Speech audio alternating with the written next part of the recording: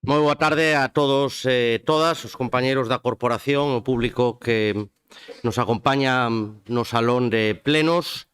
Imos a dar comenzo ao pleno ordinario do mes de xaneiro. Punto primeiro, aprobación se procede do borrador da acta da sesión celebrada o 22 de decembro de 2025.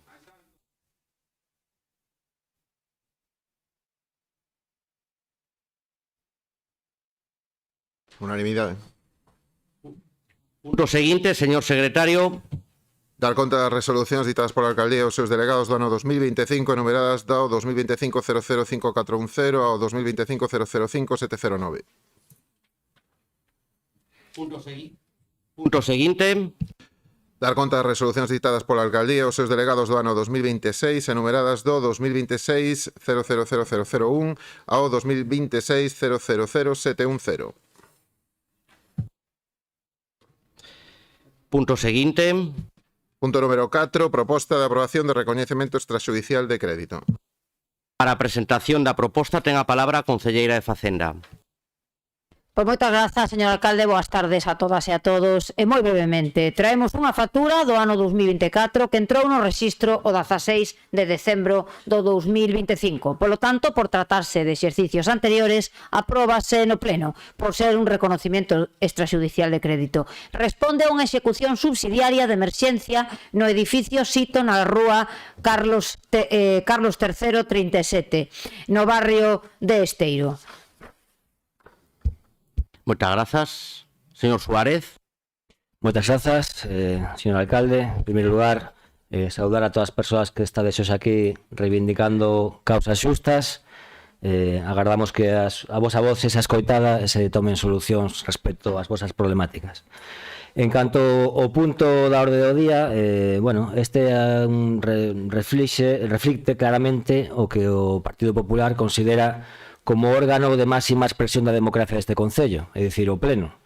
O único que traen aquí unha factura do ano 24 de 30.000 euros, pero que non pasa polo Pleno o que deberíamos debatir e vostedes non queren, como, por exemplo, a resolución do convenio de abastecemento da auga dos concellos limítrofes, que vostedes adoptaron de maneira unilateral, como, por exemplo, a relación de postos de traballo, que tamén se coceu no despacho da Xunta de Goberno, ou como todas as licitacións dos contratos e facturas millonarias do servizo de recollida de lixo e dos diferentes servizos que teñen sen contrato, malla que diga que está todo en orde.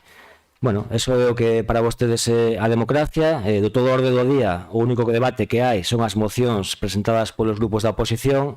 Ese é o concepto que vostedes teñen de respeto tanto aos grupos políticos como á cidadanía de Ferrol. Nada máis, grazas.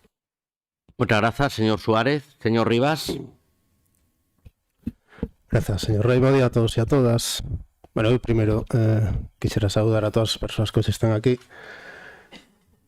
e que están aquí fundamentalmente porque o goberno non fai o traballo que ten que facer. Por vostede, señor Rei, o pleno acabábase xa. Non teñen vostedes máis puntos na orde do día que sexan susceptibles de debate e se por vostede fora, agora mesmo nos podemos marchar todos e todas que vostedes quedaría encantado. Para iso modificou o regulamento de funcionamento deste pleno municipal para que as cousas que realmente poden suscitar debate non tiveran que pasar por este pleno municipal e nesa situación estamos. E temos que ser os grupos municipais que tenemos que traer os debates a un pleno que o Partido Popular se nega a dar diante da veciñanza que diante da cal debería, cando menos, dar explicacións das decisións que toma. Nos trae vostede aquí un recoñecemento extrajudicial desto que vostedes chaman facturillas, porque las facturas gordas las aprueban donde as teñen que aprobar, non van traer aquí o recoñecemento extrajudicial do contrato do lixo ou tantas outras que pode dar pé a que podamos facer malas interpretacións que vostede seguramente non quere que fagamos. Pero moi ao seu pesar, ao longo deste pleno, cando menos nos seguintes puntos, cando menos terá que escoitar a opinión non só dos grupos políticos, sino de diferentes colectivos nesta cidade que empezan a estar fartos e fartas deste tipo de comportamento. E sería bo que comezase a rectificar, porque creo que a prepotencia non é un bo acompañamento para un gobernante e menos nunha cidade como a cidade de Ferrol. Moitísimas grazas. Moitas grazas, señor Rivas. Señor Mato. Moi boa tarde, señor alcalde, corporación, persoas que nos acompañan hoxe neste salón de plenos. Pois efectivamente, señor alcalde, xa teño dito en moitas ocasións que eu creo que a política está para resolver problemas e creo que a política tamén ten unha parte que consiste en dialogar. Evidentemente, ter unha maioría absoluta non significa actuar de forma unitaria e absolutista. E vostede, o seu goberno, ao longo deste mandato, xa o temos denunciado en moitas ocasións, prescinde totalmente da opinión dos que estamos nesta bancada. Non lle serviu nin para poder mellorar esa RPT que hoxe está en discusión, non lle serviu para abordar problemas que teñen que ver máis aló do seu mandato, por exemplo, a problemática da auga, ou lembrarlle a vostede en cantas ocasións me ten dito no anterior mandato que os plenos viñan valeiros de contido. Facer política e dialogar. Eso é consustancial ao que estamos a facer aquí, e debater, e poder dar opinión de posturas que poden ser distintas. Eu o fixen, non me quedaba máis remedio, pero lembro perfectamente cantas veces me ten dito vostede, non con conflictos con funcionarios municipais solamente, incluso con traballadores e traballadores de empresas externas que mesmo me tiña que sentar con eles a debatir algo que vostede sabe perfectamente que non podía facer como era debatir un prego de condicións. Polo tanto, eu que procuro asistir no meu papel como voceiro dun dos grupos da oposición aos actos nos que o vexo falar de que Ferrol ten que camiñar unida, que Ferrol ten que facer proxectos a longo prazo, sepa vostede que aquí, neste pleno, hoxe, pero dende o principio de mandato, amósase claramente que vostedes non creen na política, non creen no diálogo e dende logo están facendo o que únicamente vostedes queren facer. Mais nada, moitas grazas. Moitas grazas, señor Mato. Procedemos á votación da proposta. Votos a favor. En contra. Abstencións. Proposta que é aprobada por maioría de 13 votos a favor e 12 abstencións. Punto seguinte. Punto 5. Dar conta das vítimas mortais por violencia de xénero dende 1 de xaneiro de 2025 ao 23 de xaneiro de 2026. Ten a palabra a concelleira de Muller e Igualdade. Moitas grazas, señor alcalde, e moi boa tarde. Comenzamos este novo ano, desgraciadamente, con 6 mulleres que foron asesinadas. Concretamente, María Teresa, de 27 anos, foi asesinada por a súa parella en Palma. Pilar, de 38 anos, foi asesinada tamén por a súa exparella en Jaén. Zarina, de 43 anos, e nai de 5 fillos, 2 deles menores de idade. Foi asesinada por su marido en As Palmas. María Isabel, de 58 anos, asesinada polo seu marido en Oliveira, Cádiz. María del Carmen, de 78 anos, foi asesinada tamén por o seu marido de 81 anos no domicilio familiar de Badajoz. E Victoria, de 33 anos, madre, nai dun neno e 2 nenas, tamén menores de idade, e foi asesinada en Málaga. Amosamos a nosa absoluta condena a estes asesinatos machistas e trasladamos todo o noso apoio e nosa solidaridade ás víctimas. Moitas grazas. Moitas grazas. Seguinte punto, señor secretario. Punto 6. Dar lectura a declaración institucional con motivo do Día Mundial da Infancia de 2025. Este acordo, como saben perfectamente os grupos municipais, foi consensuado por todos os integrantes da corporación no ano anterior, pero de acordo coa solicitude de UNICEF, vamos a dar lectura no pleno dentro do expediente no que estamos traballando de adhesión ás cidades amigas da infancia. Di o seguinte: a aprobación da Convención sobre os Dereitos do Neno por parte de Nacións Unidas o 20 de novembro de 1989 foi un fito que transformou a visión da infancia nas nosas sociedades. Os nenos, nenas e adolescentes deixaron de ser considerados meros receptores de coidados para converterse en suxeitos de dereitos con voz, axencia e capacidade de transformación. Cada ano esta data lémbranos o compromiso colectivo de garantir os dereitos fundamentais de todos os nenos e nenas, promovendo o seu benestar, protección e participación activa na sociedade. As entidades locais, como institucións máis próximas á cidadanía, teñen un papel esencial na creación de contornas seguras, inclusivas e protectoras para a infancia. Por iso, compre conmemorar o Día Mundial da Infancia non só para recoñecer os avances logrados, senón para evidenciar os retos persistentes, emerxentes, en algúns casos crecentes, que amenazan o benestar e o desenvolvemento da infancia en todo o mundo, especialmente en contextos de conflito e guerra. Garantir os dereitos da infancia non é só unha obrigación legal, senón un imperativo ético. Non é unha cuestión de voluntariedade, senón de compromiso, responsabilidade e prioridade no cumprimento dos seus dereitos. Cada neno e nena merece un ambiente seguro, saudable, garante dos seus dereitos, impulsor de oportunidades e participativo.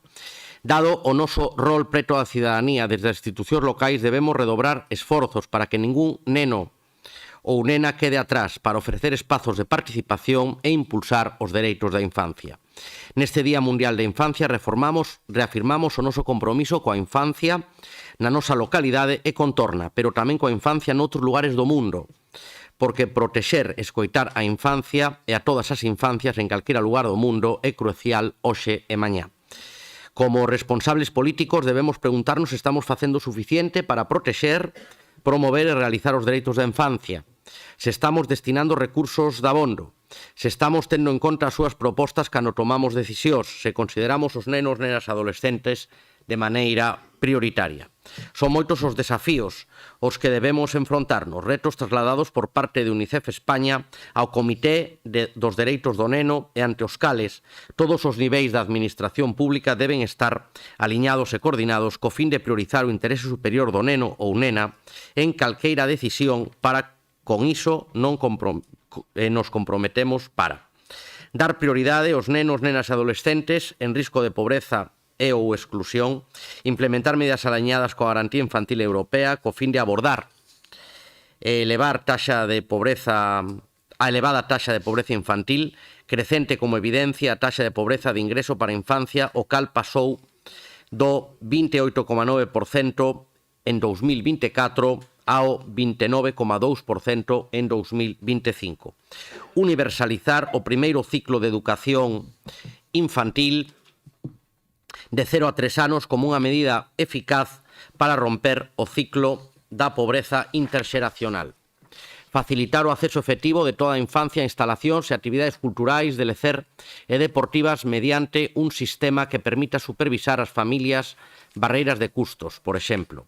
Reducir as barreiras que atopa a infancia migrante e outros colectivos vulnerables para acceder aos seus dereitos sociais básicos, como a educación ou a atención en saúde, incluindo a mental, combatendo tamén a estigmatización. Reforzar o principio segundo o cal nenos e nenas non perden os seus dereitos ao cruzar unha fronteira. Promover iniciativas que aseguren o acceso a unha vivenda adecuada, así como unha planificación urbana onde se dé prioridade ao benestar da infancia. Escoitar a opinión dos nenos, nenas e adolescentes, considerar as súas propostas e a súa visión a nivel local, como cidadáns e cidadás, ter en conta as súas ideas é fundamental para mellorar a contorna e a planificación local. Reforzar o compromiso para render contas, abrindo espazos para que nenos, nenas e adolescentes reciban seguimento ás ideas e propostas que realicen. Terás especialmente en conta nenos, nenas e adolescentes con maior vulnerabilidade. Protexer a infancia. Potenciar programas e mecanismos de protección fronte aos riscos da contorna digital. Mellorar a coordinación entre todas as institucións e actores a nivel local, poñendo a protección da infancia no centro, despregando efectivamente a Lei Orgánica de Protección Integral á Infancia e Adolescente fronte á violencia. Previr, promover e atender as necesidades da infancia co fin de que desfruten dunha adecuada saúde mental. Promover contornas seguros, limpas e saudables. Incorporar programas para o fomento dunha mobilidade segura e independente para a infancia mediante infraestructuras e sistemas que a fomenten. Dar prioridade o cuidado e benestar dos nenos, nenas e adolescentes velando pola súa adecuada saúde mental e asegurar o seu adecuado desenvolvemento na nosa localidade. Implementar medidas para que nenos e as nenas vivan, crezan e se desenvolvan en ambientes sans e seguros. As súas vidas, saúde e posibilidades de desenvolvemento serán protegidos fronte a calquera peligro por mor de danos ambientais como a contaminación ou temperaturas extremas. Comprometidos coa infancia en calqueira lugar, especialmente cos dereitos dos nenos, nenas e adolescentes que viven en lugares en conflito ou están a superar situacións de emerxencia. No caso de Gaza, é imprescindible que as partes se adiran os termos do acordo e garantan que o alto fogo se respete, se manteña e conduza a unha paz duradeira poñendo fin ao grave sufrimento dos nenos e nenas. Por iso, neste Día Mundial da Infancia, reafirmamos o noso compromiso coa construción dunha sociedade máis xusta, con dereitos, equitativa e protectora para todos os nenos, nenas e adolescentes. Ferrol, 29 de xaneiro de 2026.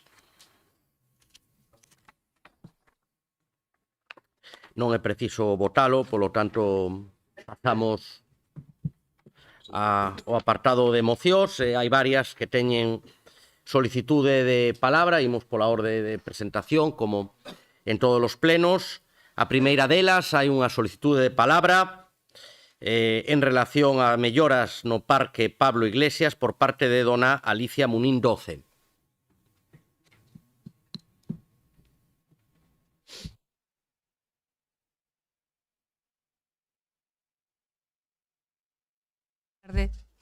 Eu son a presidenta da AMPA do IE Sofía Casanova. Estou aquí tamén en representación da Asociación de Veciños do barrio de Esteiro. O que nos solicitamos é que se melloren as condicións, a seguridade vial na contorna do Parque Pablo Iglesias. Os nenos, e digo nenos e nenas a partir de 12 anos, nenos pequenos, cruzan o parque, cruzan a rúa Querol Lombardero ás 8:30 da mañán, que é noite pechada agora mesmo. E non teñen un só paso de peóns, porque os pasos de peóns desapareceron. Os 3 da rúa Querol Lombardero non existen. Ademais, agora, a contorna do parque, do lado que está a obra nova do bulevar, os semáforos non funcionan. Co cual, todos os rapaces que veñen da zona do Bertón, do Ultramar, do Inferniño, nenos que antes estaban en Ponzos e que agora veñen oír Sofía Casanova, cruzan sen un mínimo de seguridade en medio da noite. Nenos, repito, a partir de 12 anos. Creo que, non sei como difícil é solucionar isto, pero creo que ten que ter solución. E solución inmediata. Porque eses nenos, vale, están a cruzar en situación que resulta perigosa, vale?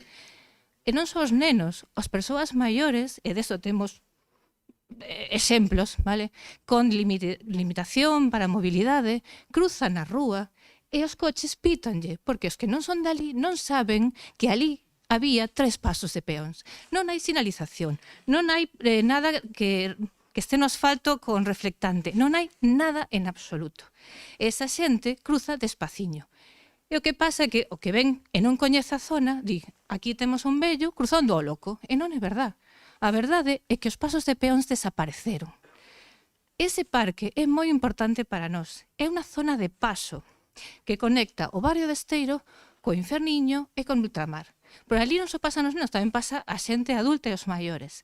Os camiños, por tanto, deberían ser fáciles de camiñar. E non é verdade. As condicións dos camiños do parque están mal. As arquetas están levantadas, calquera pode meter un pé e facer un esguince. E ademais, o camiño que pasa por diante do tanque de tormentas, pasa por diante do instituto, pasa ao longo do Instituto de FP e conecta, vale, con Portanova, é un auténtico desastre. Os charcos que se forman, e non digo un día como hoxe, como esta semana, que estivo a chover tremendo, non? Non, un día normaliño de inverno que cae auga, faise un charco tan grande diante mesmo da entrada do instituto que é imposible que os rapaces entren sen mollar os pés. Imposible. E no mellor dos casos, lameira, co cual tampouco arreglamos moito. As nais do instituto vivimos entre susto ou morte. Pés mollados e catarro ou o que toque. Entón, o problema tamén calé que a furgoneta que entra a mirar o mantemento do tanque de tormentas atravesa por ese camiño. É un coche. Ese camión non está pensado para que entren coches. Está pensado para que a xente camiñe. Co cual, que temos? as rodaduras da furgoneta, que temos 2 charquiños en paralelo que se pode seguir perfectamente. Entón, penso, vale, que probablemente o drenaxe ou non existe ou está en mal estado e que hai que arreglar os camiños, porque os nenos deberían entrar no instituto cun poquinho máis de seguridade e de unha entrada un poquinho mellor, penso eu. A parte que o parque de verdad que é como unha especie de pulmón para nós, para o barrio de Esteiro, para os barrios que están en torno a ese parque. A seguridade vial pareceme tan fundamental, porque son nenos, e calquera día temos un disgusto. O peor, o sea, eu estou aquí, vale, por frustración, porque nós levamos desde a AMPA 2 anos solicitando que se pinten os pasos de peóns. Van 3 entradas por rexistro, e o único que temos é silencio administrativo. Entendan todos vostedes que é frustrante e cabreante, vale? Entón, o único que pedimos é, por favor, pasos de peóns. Unha sinal que indique que hai un paso de peón, vale? Porque os coches, inda que a rúa que era o Lombardero non é a Avenida Esteiro, vale? Pero os coches non van a 20 por ali, vale? Van un poquinho máis rápido. E pasan bastantes coches, ainda que non pareza que é moi importante. Por favor, o único que solicitamos é que nos resolvan este tipo de seguridades viales, es decir, poñer pasos de peón, sinalizar e arreglar a entrada do instituto. O único que pedimos. Gracias. Moitas grazas. Polo grupo propoñente, señor Rivas, ten a palabra. Grazas, señor Rei. Bueno, en primer lugar, agradecer fondamente a Alicia a súa presenza hoxe aquí e o compromiso con esta demanda de a veciñanza do espazo que hai alrededor do contorno do Parque Pablo Iglesias. Esta moción que presentamos é unha moción sinxela que é produto da inoperancia deste goberno do Partido Popular. Unha moción que é produto da fartura da veciñanza diante do abandono en que se atopa este parque, o Parque Pablo Iglesias. E quero lembrar que si o parque se atopa nesta situación é produto de decisións que vostedes tomaron no seu momento, como foi a de localizar en ese espazo un tanque de tempestades do deficiente sistema de depuración que vostedes implementaron, vostedes, señor Rei, no seu anterior mandato na cidade e que fixeron pese a oposición veciñal que había no seu momento e as advertencias das consecuencias que a localización desa infraestructura naquele espazo tería. É evidente que daqueles barros, e nunca mellor dito, estes lodos, porque aquelo é unha verdadeira lameira. Non sei se vostede se lle ocurriu achegarse por ali, pero ao acceso a ese parque e o tránsito a través de eses camiños é imposible, porque están totalmente enlamados, e como ben dixo Alicia, non é produto de choivas torrenciais, como pode ter acontecido estes días, é produto de que ese espazo non funciona, porque vostedes localizaron ali un equipamento que non tiña que estar ali. Si a eso se lle suma que acceden a ese tanque a través de vehículos, a través de por camiños que teñen un tránsito peonil, pois aínda peor o facemos. Isto que fai é que, como ben dixo Alicia, a entrada ao instituto quede totalmente inutilizada, a falla de iluminación e os pasos de peóns inexistentes provoquen problemas de seguridade para todos e para todas, pero para os nenos e as nenas que acceden ao instituto aínda máis, para as persoas maiores aínda máis, e agora se lle suma o feito de que os semáforos que existen na avenida de Aspías están inoperativos. Preguntamos esta semana por cal era a causa desta falta de funcionamento que puido ter sido por estes días de tempestade, pero mira por onde non foi esa a causa. Acaso un problema no software destes semáforos que a empresa que ten, según vostedes, que ten que xestionar este software non dá resposta ninguna, e diante deso o goberno local o que fai é agardar. É dicir, hai un problema de seguridade viaria na cidade urxente e vostedes, diante deso, o único que fan é agardar. Agardar a que, señor Rei? Podería darnos aquí algún tipo de explicación a todo isto, porque levamos meses, anos, reivindicando a necesidade de adopción de medidas urxentes e de que cando menos se pinten os pasos DPOs, de medidas paliativas para unha situación que é necesario acometer de maneira íntegra a renovación dese espazo, pero que cando menos deberían vostedes pintar eses pasos DPO por seguranza. E por iso a veciñanza dese barrio está farta desta situación. Por iso, xuntaron máis de 300 sinaturas reclamando que cando menos se adopten algún tipo de medida paliativa para garantir a seguridade viaria das persoas que circulan por esa contorna dos nenos e das nenas e das persoas maiores. E o mínimo que poderían facer hoxe aquí é resolver eses problemas máis urxentes, porque este parque precisa dunha remodelación íntegra, como lle decía. Ten as asquetas rotas cando as hai, ten uns espazos de tránsito que son absolutamente inaccesibles, producto de decisións que vostedes tomaron no pasado. Como mínimo, fáganse responsables das decisións que vostedes tomaron e resolvan problemas. Non creen outros a maiores. Moitas grazas. Moitas grazas, señor Rivas. Señora Purriños. Moitas grazas, pois moi boas tardes tamén a todo este público que hoxe está aquí, moitísima forza, moitas grazas tamén a esos nenos e nenas que vemos dende aquí, que a verdade que é raro velos, e grazas tamén polo apoio. Antes da defensa deste punto tamén me gustaría dicir e mandar unha aperta moi fonda a toda a familia, as amizades, en concreto o colectivo musical, porque fai uns días perdimos a un grande da nosa cidade como é Álvaro Lamas.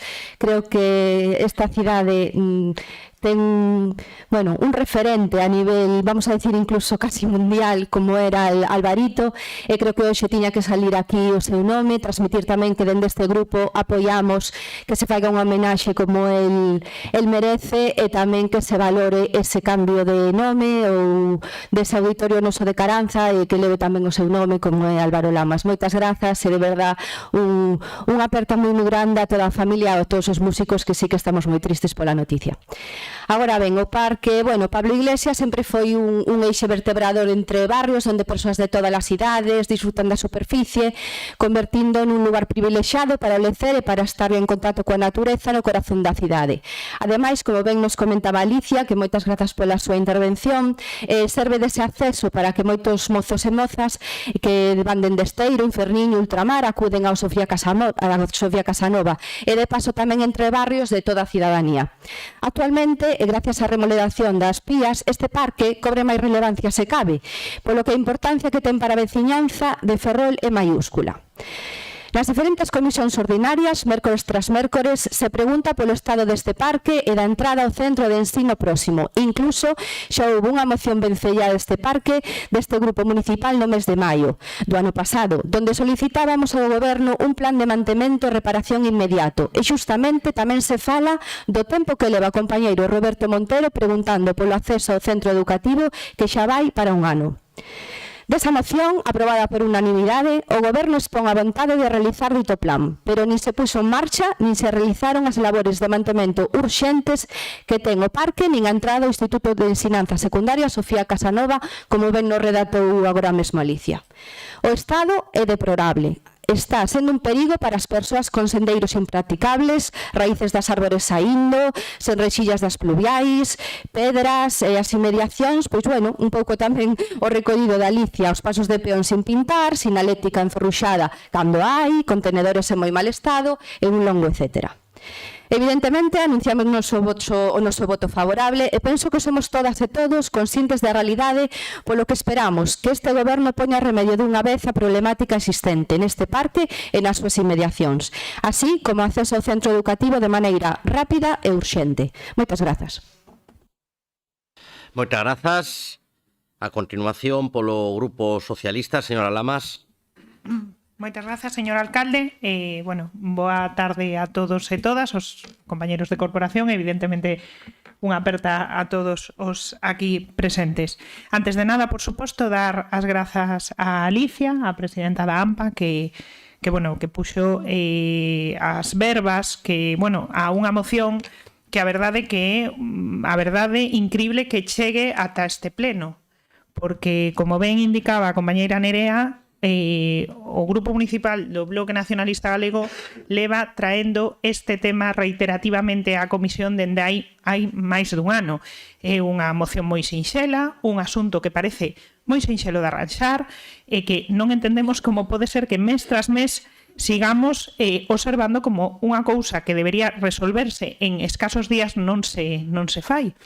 Recórdame a unha moción, bueno, falaba o Ferrol en Común dunha moción que trouxeron eles deste mesmo parque. Podemos recordar unha moción que trouxo o noso grupo sobre arranxar a pérgola na Praza do Inferniño, que xa tiñan vostedes incluso proxectos feitos, simplemente tiñan que pedir as ofertas, e pasan os meses e non se solventa. É unha cuestión que non entendemos como pode ser. Este caso, este parque en concreto, é un pulmón verde da cidade, prácticamente un dos espazos verdes máis amplos, mesmo na zona máis urbana, que requiere de inversións constantes, porque é moi usado. Eu recordo no mandato pasado que tiñamos que facer inversións constantes neste parque, precisamente polo seu uso que requería esa inversión constante. Recordo que se cambiara mobiliario, se modificaran xogos infantís, invertirase no solo de caucho, e incluso se empezaran con esas reparacións dos camiños. O que observamos é que de andai 2 anos e medio apenas se fixeron inversións nese parque, e non o podemos entender. Entre outras cousas, porque a día de hoxe o Goberno ten un contrato en vigor que quedaron uns presos técnicos listos que incluían inversión para zonas verdes, é dicir, que simplemente cunha memoria valorada da empresa, se podían executar eses camiños prácticamente dunha semana para outra. Entón, non entendemos como unha cousa tan sinxela non se pode resolver xa.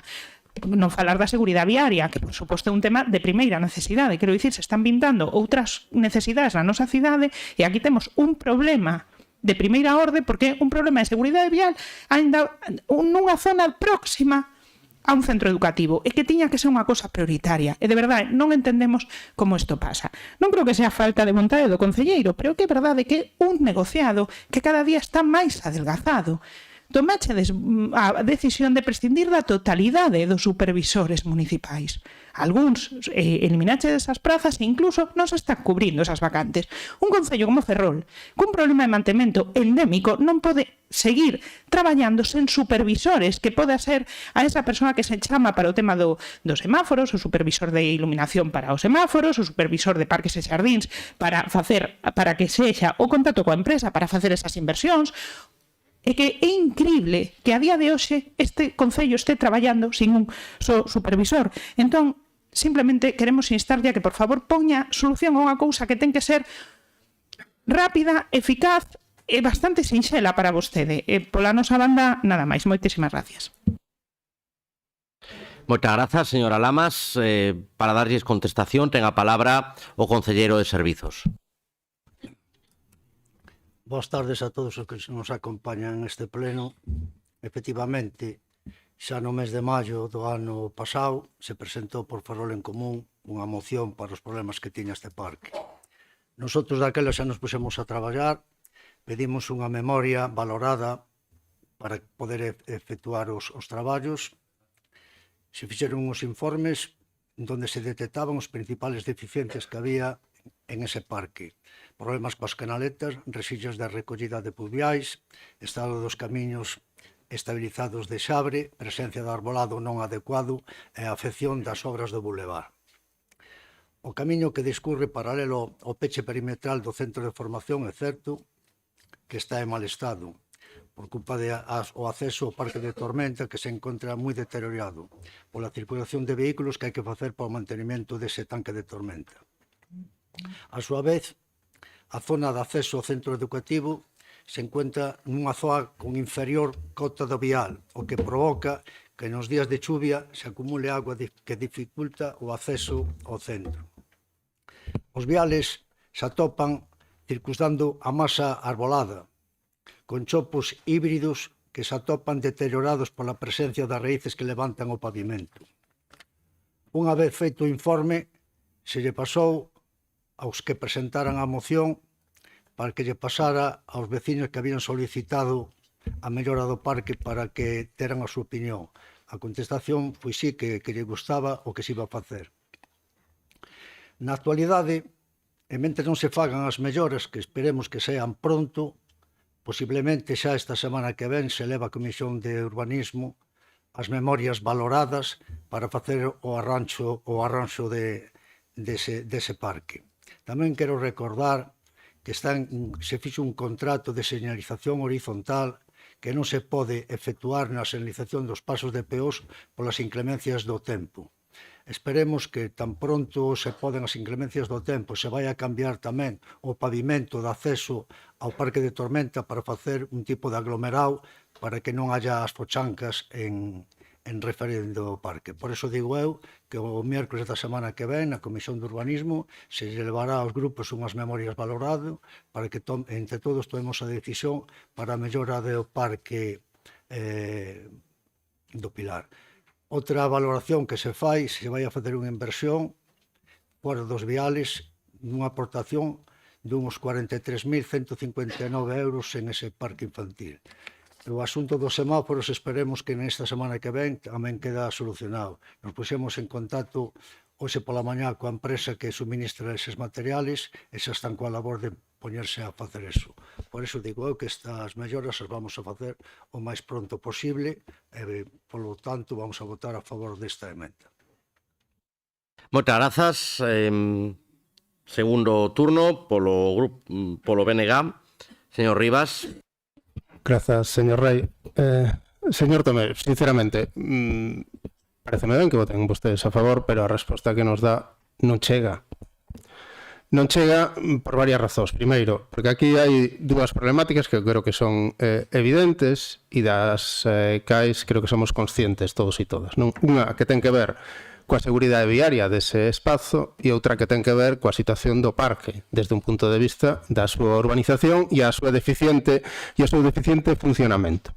Respecto á seguridade viaria, creo que o feito de que levemos anos en esa situación e que unha actuación mínima como é o pintado deses pasos de peós se xustifique que non se ten feito porque chove, pois creo que está fora de lugar. Puideron ter feito vostedes no verán ou cando vostedes consideran oportuno e consideraron non facelo. Por tanto, ese argumento non vale. Como tampouco vale o feito de que teñen un contrato de sinalización viaria pendente de desenvolver, porque esta actuación poderían ter feito con personal propio se o quixeran, con personal propio se o tiveran e coa vontade de querer facelo se a tiveran. E ese é o problema, que vostedes non teñen vontade política de resolver os problemas. Respecto á segunda cuestión que ten que ver coa situación do parque, como digo, creo que hai dúas problemáticas tamén diferentes. A primeira, que ten que ver coa decisión que vostedes adoptaron de localizar ali o parque de tempestades, que fai que ese acceso sexa impracticable e, obviamente, con ese suposto aglomerado ou o que acabo de comentar agora non se vai a resolver, porque ten un problema de impermeabilidade de todo ese contorno producto de que vostedes decidiron meter ali todo aquelo que non lles deban meter en outros espazos e despois ten un problema de mantemento. Que agora nos diga que teñen vostedes unha memoria onde se destacan esas deficiencias, pois sinceramente, despois de máis dun ano que teñen vostedes unha memoria para decir que o espazo é intransitable e está totalmente enlamado, pois creo que tampouco ven o caso. E o que tamén nos gustaría saber é que tipo de actuacións pretenden vostedes desenvolver, porque sinceramente a súa maneira de actuar sobre as zonas verdes da cidade é para ter cando menos medo, porque en nada acollen vostedes unha ferramenta e se poñen a talar todo o que haxa que talar. Xa decía vostede que as avenidas, los árboles son para estar en las praderas. Bueno, en algún sitio máis deberían estar. Por tanto, alegrámonos de que voten vostedes a favor desta proposta, pero un poquito máis, algo máis deberían de facer, e deberían de facelo xa. Moitas grazas. Señora Purriños, ten vostede a palabra. Moitas grazas, señor alcalde, de novo. Bueno, primeiramente, queremos afear que temos os veciños e veciñas de Canido na porta. Entendemos que o aforo é limitado, hoxe está cheo, pero polo menos poderían pasar á sala de recepcións, o hall, e non telos na porta agardando a que saia unha moción de alguna do colectivo que está hoxe aquí. Entón, creo que hai que ter un pouco de consideración e deixalos pasar polo menos a casa do Concello. Nada, primeiramente, unha cousa para nós é o plan e outra cousa son as urxencias. Aquí, como ben comentaba Alicia, hai unha serie de urxencias que realmente os mozos e mozas non entenden nin lles dá igual se o pavimento está máis baixo ou máis alto como este. Hai un tema de perigo, hai un tema de urxencia que hai que dar solución. E despois estaría o plan que evidentemente nos felicitamos porque sí que é certo, como ben creo que dixemos os tres grupos, é un parque moi concurrido, moi necesario e moi vertebrador nesta cidade. Entón, facer un plan para eses chopos, para todas as deficiencias que ten, evidentemente nos vamos a apoialo. Pero unha cousa esa e outra é as urxencias que pode ter como calquera outra zona da cidade. Para apuntar nada, simplemente dúas cousiñas. Vostede nunha comisión dixo que en decembro comezarían os traballos. Estamos a finales de xaneiro e aínda non comezaron. E outro dato para tamén ten en conta, a memoria está feita desde xullo. Creo que eso xa deixa todo en riba da mesa. Moitas grazas. Moitas grazas, señora Purriños. Señora Lamas. Moitas grazas de novo, señor alcalde.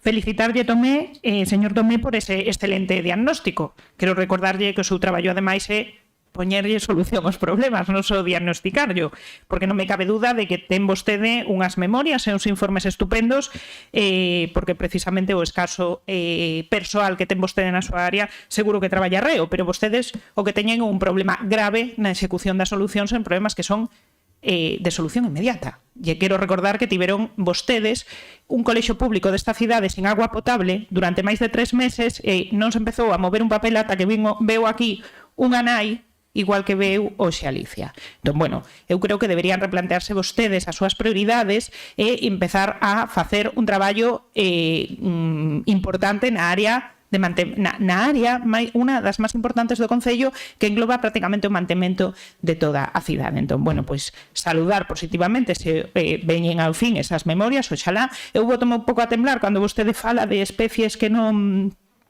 son adecuadas. Xa me imagino cal é a solución que propondrá, que será talar a meirande parte dos árbores. En todo caso, esperamos que veñan esas memorias canto antes e que, por favor, sobre todo, o que esperamos é que os problemas máis urxentes desta área se solventen canto antes. Moitísimas gracias. Señora Lamas, novamente, concelleiro de Servizos. Señor Rivas, mire, eu vou dicir unha cousa. Eu non talo nin apeo ningún árbol que non teña un informe técnico. O que non vou a permitir é que estamos falando do Parque Pablo Iglesias e que haya unhos árboles que levanten polo paso do xabre ou se metemos aglomerado e que as raíces rebenten o eso. Se lle buscará outras ubicacións, pero que está claro que non vamos a permitir facer unha obra dunha inversión de 40 e pico mil euros para dentro de 3 ou 4 meses estén reventados outra vez. Señora Nerea, pois mire, vamos a empezar en diciembre, pero como estaba o tempo como está, pois comprenderá que non podemos empezar a traballar en firme. Fixemos uns pequenos apaños por ali no xabre para campear un pouquiño as fochancas, pero coa chuva que había, pois volven outra vez a estar así. O comprendemos, e xa digo eu, na próxima comisión se levarán as memorias e se empezarán os traballos o máis pronto posible. Moitas grazas. Turno brevísimo de peche, señor Rivas. Grazas, señor Rei. Bueno, señor Domén, vostede non vai a permitir que as árbores levanten o xabre ou pensa pedir vostede un informe técnico para facer o que quere facer? Aclárese, porque as dúas cousas a vez son inviables. En segundo lugar, vostede non permite eso, pero permite que a empresa que xestiona o software de os semáforos da Avenida de Aspías poidan permanecer inutilizados ao longo de días e semanas. E terceiro, gustaríame rematar agradecéndolle a Alicia novamente a súa participación neste pleno municipal en nome da veciñanza e agardo que cando menos a resolución dos problemas de seguridade viaria se acometan de maneira urxente polo ben de todos e todas. Moitas grazas. Moitas grazas. Imos a votar a moción relativa á mellora do Parque Pablo Iglesias e a súa contorna. Votos a favor. A moción é aprobada por unanimidade. Pasamos á seguinte moción que ten solicitude de palabra, e concretamente a de xestión dos ataques do lobo. Ten solicitado a palabra don Alejandro Suárez Sabín.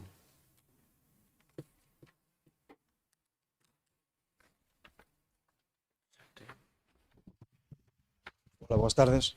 Eu veño en representación de un grupo elevado de persoas que está preocupada polo existencia de lobo que temos non só na zona de Ferrol, sino en Ferrolterra e o Ortegal. Unímonos a unha protesta que fixeron os veciños de Vilasanche e Viladóniga, porque a semana pasada houve un dos últimos ataques, un cabalo en Sanxurxo. Sei que o Concello e os veciños non son conscientes do problema do lobo, como non eran do problema do xabarí hai 8 ou 9 anos. Agora que o xabarí está encanido no puerto e demais, saben que hai xabarí.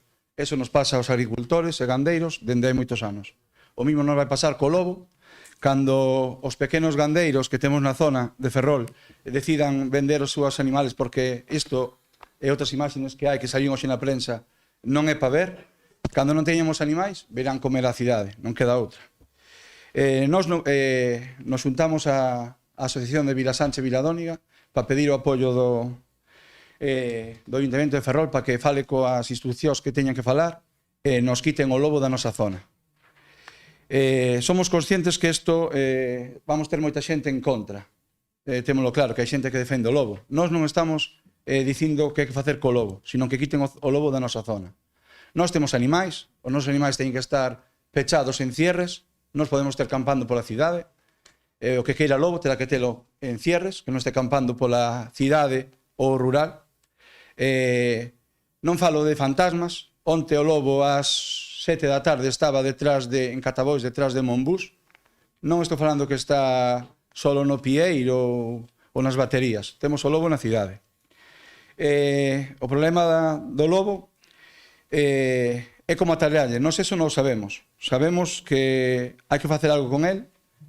Non pode estar no medio da cidade nin do rural. O lobo este que temos non é un lobo salvaxe como tal, porque non se esconde da xente. O único enemigo que ten o lobo, o único animal que o pode combatir, somos os humanos. Se o lobo non nos ten medo, é porque o lobo está criado en cautividade. Alguén o cuida, o cría, e o botan ao campo pensando que vai matar o xabarí. O xabarí é unha presa máis difícil de matar que un poltro, que un ternero, que un cordero ou que un can que está paseando unha rapaza. Van vir as épocas de verán, con acampadas, con nenos, demais. En Covas está plagado de lobo.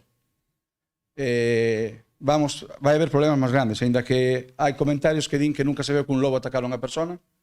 Eu non sei, non sabemos. Somos coñecedores que xa algo cambiou.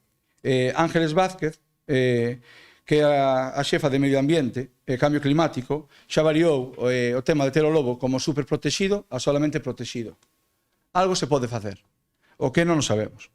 O censo do lobo, no 2021-2024, falan de que había 333 manadas en España. 333 manadas de lobo. Sepan vostedes que en Castilla e León pasou de ter 179 a 193. Xusto detrás de Castilla e León está Galicia, que pasou de 84 a 93 manadas de lobo. Cando Asturias, que fan outras movilizacións contra o lobo, ten solo 37, pasou de 37 a 45. Pero que en todo Madrid, co grande que é Madrid, hai 5 manadas de lobos. Temos un problema en Galicia. É algo que está claro que non é tema de Ferrolterra, pero sí que creo que o Concello ten que poñerlle, porque xa hai un temor nos veciños, e hai que poñerlle un pouco de freno. Nós non queremos dicir que somos expertos no tema do lobo, ni moito menos. Estes días que saliron noticias, e salimos un pouquiño na prensa e nas noticias, non entramos moito a ler comentarios, pero xa hai comentarios de que somos uns paletos, de que o lobo nunca comeu unha persona, de que inventamos cousas. Hai imaxes que saíron hoxe por primeira vez na prensa dos daños que fai o lobo aos nosos animais. Repito, Ferrol e comarca, Ferrolterra, Eume e Ortegal. Non só en Ferrol, pero os últimos ataques están en Ferrol, na zona de Vilasanche, Sanxurxo, anda o todo, non é fácil atallarlle. Para que sepan tamén que o lobo o único animal, a única especie que pode acabar con el, como vos dixen, é o ser humano. Pois en Asturias, houbo 44 mortes de lobo por atropellos, 15 mortes de lobo por disparo ilegal, 14 envenenamientos, 46 por causas desconocidas. En Cantabria 7, 5, 6, 3. Galicia non está neste listado.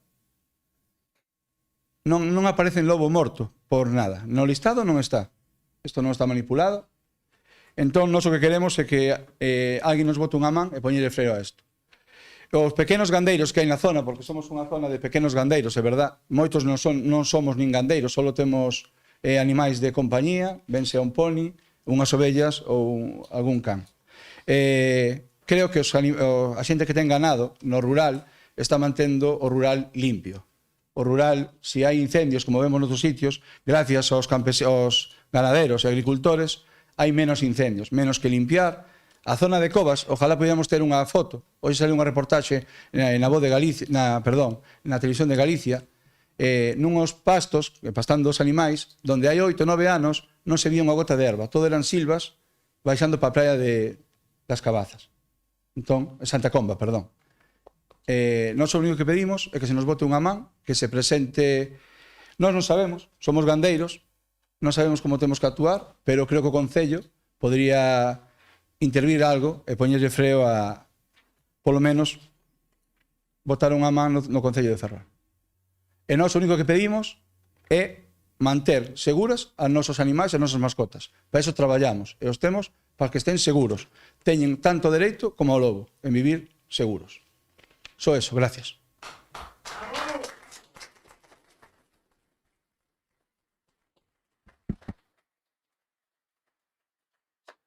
Moitas grazas.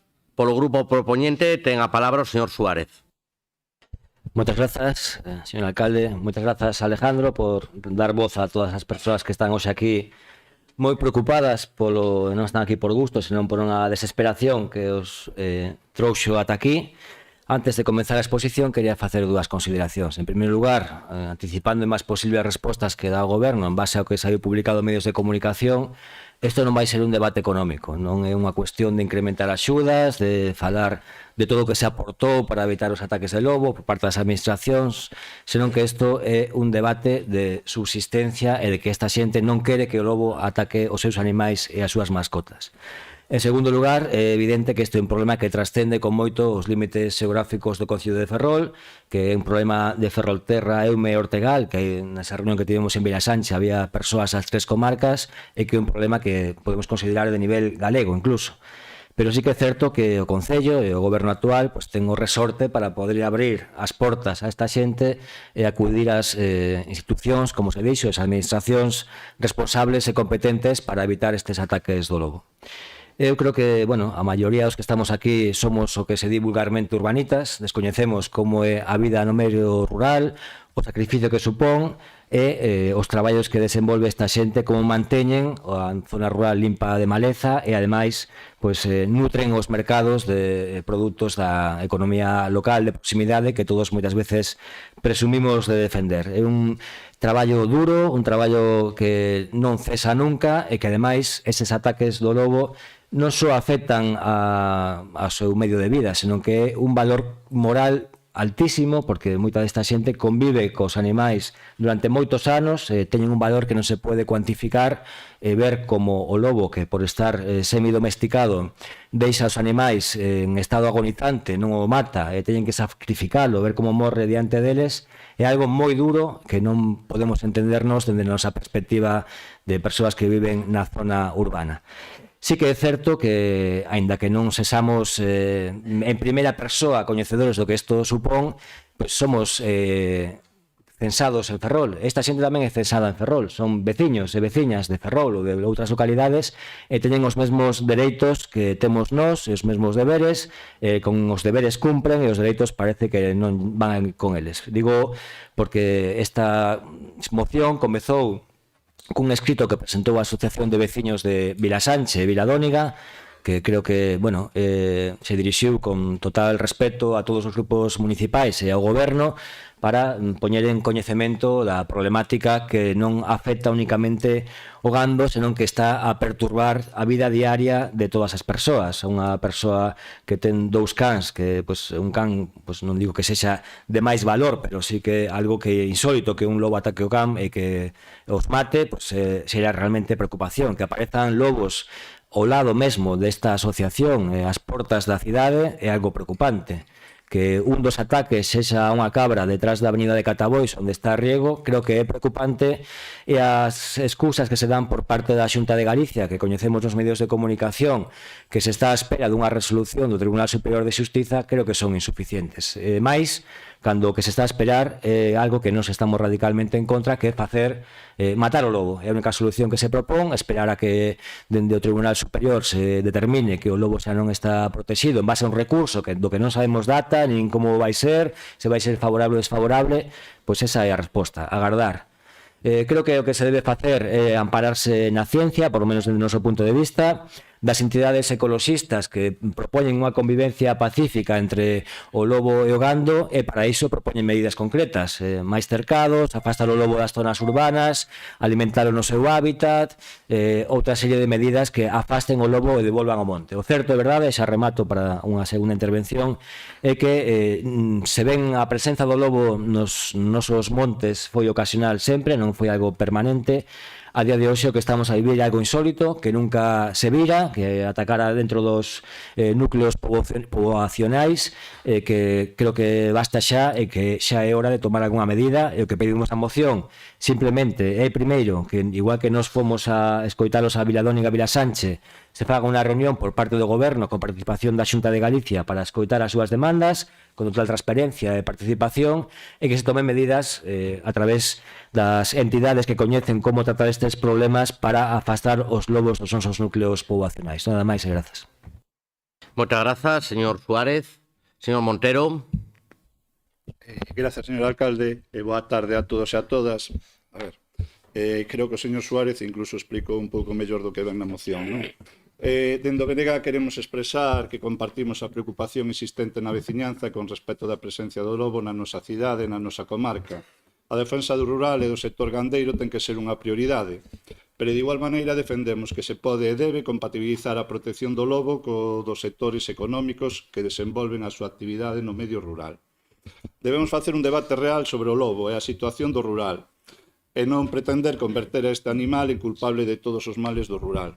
Compartindo o espírito da moción, que non é outro que recoller unha preocupación importante e real entre a veciñanza do noso concello, tamén é certo que peca un pouco de alarmista. A súa redacción non se axusta á realidade. O lobo non vai provocar o colapso do sector primario nas 3 comarcas, por moito que veña na moción. Falamos do lobo, non falamos do Mercosur. Tratados como o do Mercosur, que apoia o Partido Popular, sí que o poden facer. Obriga o sector primario a competir en prezos con países que teñen salarios, regulacións laborais e ambientais máis baixas, cando o que tería que facer é defender prezos xustos para non empobrecer o sector primario. Galiza pasou de ter 67.628 granxas de vacuna en 2003 a apenas 26.256 en 2023, o que representa unha caída do 61%. Pero en 1990 había 125.000 granxas. Como se pode ver, o verdadeiro lobo é o Partido Popular e a Xunta de Galiza. O problema non é lobo, o problema é a falta de medios de axuda da Xunta e do resto de gobernos para a gandería e a agricultura, que deberán de ser sectores estratégicos para garantir unha soberanía alimentaria. O Partido Popular da Xunta de Galicia ten abandonado o noso medio rural, coa súa inacción, falla de planificación e aposta polo eucalipto. Só hai que recordar que son os grandes valedores de empresas como Ence ou como Altri. Poderíamos falar sobre outras situacións similares coas que nos enfrontamos, como pode ser o do Xabarín, como se comentou aquí, pero hoxe centrámonos no lobo, e todo isto reflicte que a política da Xunta con respecto á ordenación do rural e do medio ambiente deixa moito que desexar. Como a Xunta non fai nada, a única solución que defende é facer batidas para matar os lobos mentre segue sen desenvolver e incumple o plan de xestión do lobo. Compre lembrar que a día de hoxe deberíamos ter un estudo de investigación actualizado para ter unha radiografía correcta da situación do lobo no noso país e poder actuar en consecuencia, pero para a Xunta o máis fácil é non facer nada. Como dicimos, a solución non pode ser quedarse de brazos cruzados, porque a xente ten preocupacións, entón, e hai un problema real. O que haberá que buscar é unha alternativa que compatibiliza a coexistencia do lobo nos nosos montes coa tranquilidade dos veciños e veciñas da zona, a protección dos animais e da gandería. Parécenos ben a celebración desa reunión que se solicita no punto número 1 como primeiro paso básico e que non debera de dilatarse. O que non temos tan claro é que as medidas propostas no punto 2 sexan as máis acaídas, xa que é un tema complexo que pode ter solucións complexas e seguramente os problemas poden ser diferentes en cada zona do territorio. Deberíamos contar con técnicos en medio ambiente e biólogos. A nos provócanos moitas dúdas a realización de batidas que, aínda sendo disuasorias, poden dar lugar a malos entendidos. O uso de canóns pirotécnicos que non sabemos que repercusión poden ter noutras especies de animais. De todas formas, creo que esta reunión é importante, é un primeiro paso e iso non deberían de ter que esperar os veciños por esta reunión. Despois, tamén consideramos que esta reunión se debería de acompañar de medidas correctoras para resolver o problema actual, incorporando a reunión e as administracións, a veciñanza, como está falando aquí, os gandeiros, os expertos científicos e colectivos ecoloxistas, para entre todos poder buscar a mellor solución. Nada máis e grazas. Moitas grazas, señor Montero. Señor Mato. Moitas grazas, señor alcalde. Bueno, en primeiro lugar, agradecer ao intervinte a súa exposición. Bueno, por clarificar algo, non? Eu vou intervir, creo que na mesma liña ou semellante a que interviron os dous voceiros, non? Eu creo que o imprescindible que hai que facer en relación co lobo, que non hai que deixar de lembrar que é unha especie protexida, é que eso non ten por que ser incompatible coa convivencia co sector primario. Dende xa vou anunciar que imos a votar favorablemente a esta moción, tendo dúbidas parecidas ás que expresaba pois o compañeiro do Bloque Nacionalista Galego en relación con que medidas tomar xustamente para que esta convivencia poda manterse no tempo. Para empezar, o lobo forma parte do noso patrimonio natural. Unha especie protexida cando pois está a piques de desaparecer. Pasou hai tempo co lince ibérico, está a pasar co lobo en España. A súa conservación, polo tanto, é unha obriga legal. É ambiental. Pero, dende logo, non pode ser nin facerse a costa do abandono do medio rural, nin da xente que vive e traballa nel. E aquí hai que dicilo con claridade, porque a min me tocou gobernar. O problema non é o lobo, o problema é a Xunta de Galicia. A Xunta de Galicia, que ten competencias na fauna salvaxe, e o dixemos 30 veces no mandato anterior cando se falaba do xabarín. A política agraria é responsabilidade da Xunta. O control das especies é responsabilidade da Xunta. Eles son quenes teñen a responsabilidade directa de garantir a convivencia entre a biodiversidade e a actividade humana. E, por desgraza, isto non é novo. Xa se leva anos demostrando que non é capaz de facelo. O do lobo non é un caso aillado. É un parón que se ten repetido nos últimos anos. E levamos sufrindo danos coa agricultura moito máis intensivos que os do lobo, co tema do xabarín. Fixemos esforzos, temos falado con cazadores, mesmo con empresas especializadas, para asumir unha competencia nesta cidade que é unha competencia impropia, como xa se ten pronunciado en moitísimas ocasións a Federación Galega de Municipios e Provincias. En moitas zonas do rural deixouse de plantar, porque non compensa facer ese esforzo. O xabaril arrasa as colleitas e non hai control eficaz por parte da Xunta. Esas sí que son perdas económicas importantes, abandono de terras e despoboamento. Pero non é o único caso. Xo acabamos de ver, o vemos todas as primaveras no verán coa vespa velutina. Prácticamente rematou co mel na nosa comarca. Os apicultores levan anos reclamando medios, plans e recursos suficientes e o único que reciben son campañas puntuais, parches e moita propaganda. Eso sí, moita propaganda. Ese é un continuo en relación con este tema, pero ninguna eficacia. Polo tanto, nos imos apoiar esta moción, pero non creemos que este Concello sexa quen, nin gobernando vostede, señor alcalde, lembra como me reclamaba a min cando gobernaba que fixera algo co Xabaril. Non nos corresponde, non nos corresponde. Faga vostede o seu papel de alcalde para resolver esta problemática e, de paso, resolva do Xabaril e tamén a da Vespa Velutiña. Mais nada, moitas grazas. Moitas grazas, señor Mato. Polo Goberno ten a palabra a concelleira de Seguridade. Moitas grazas, señor alcalde. Boas noites a todos, a todas compañeiros e compañeras de corporación.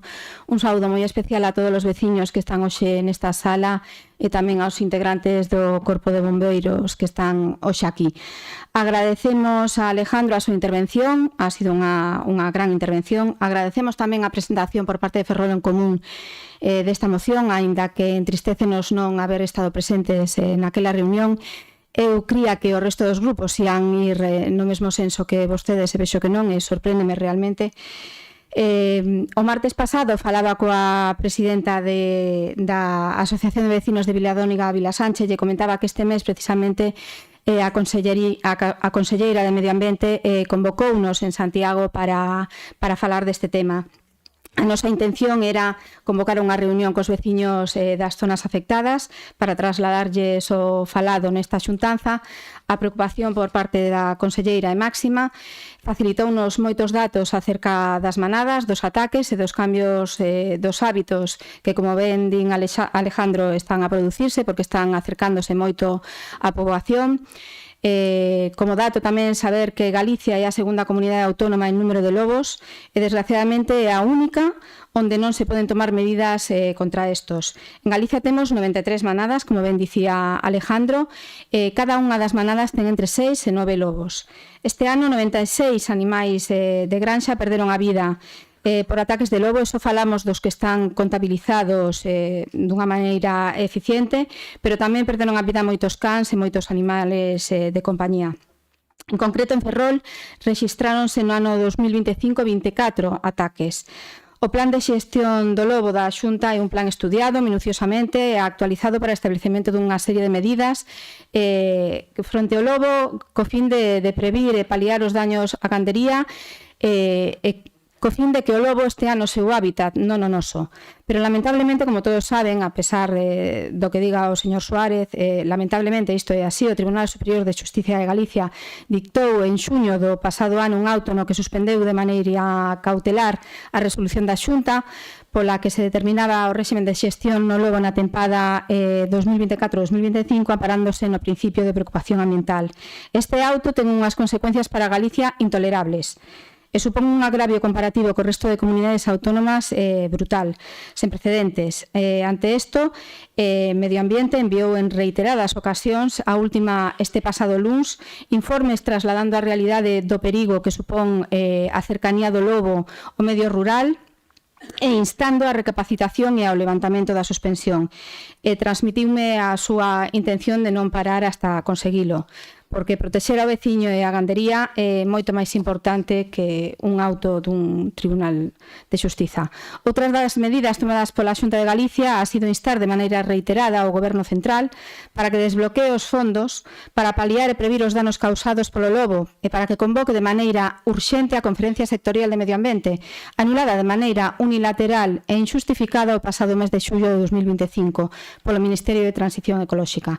A día de hoxe, todas as axudas que reciben o sector gandeiro proveñen únicamente da Xunta e a débeda do Goberno Central é de 12 millóns.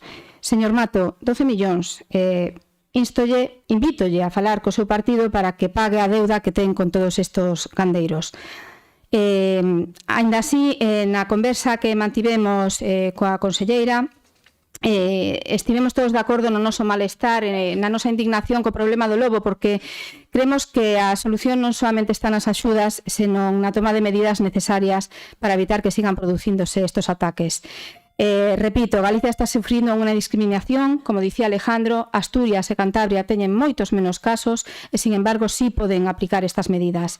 E asegurolles que dende o goberno local farase todo o que estea nas nosas mans para que esta injusta paralización sexa levantada e, mentres tanto, mentres non se produce, pediremos á Xunta todas as medidas posibles para combatir este problema. Simplemente engadir que cando queran teremos unha reunión cos veciños e xestionaremos tamén unha reunión coa Xunta e os acompañaremos allí. Moitas grazas. Adianto o noso voto favorable. Moitas grazas, señor Suárez.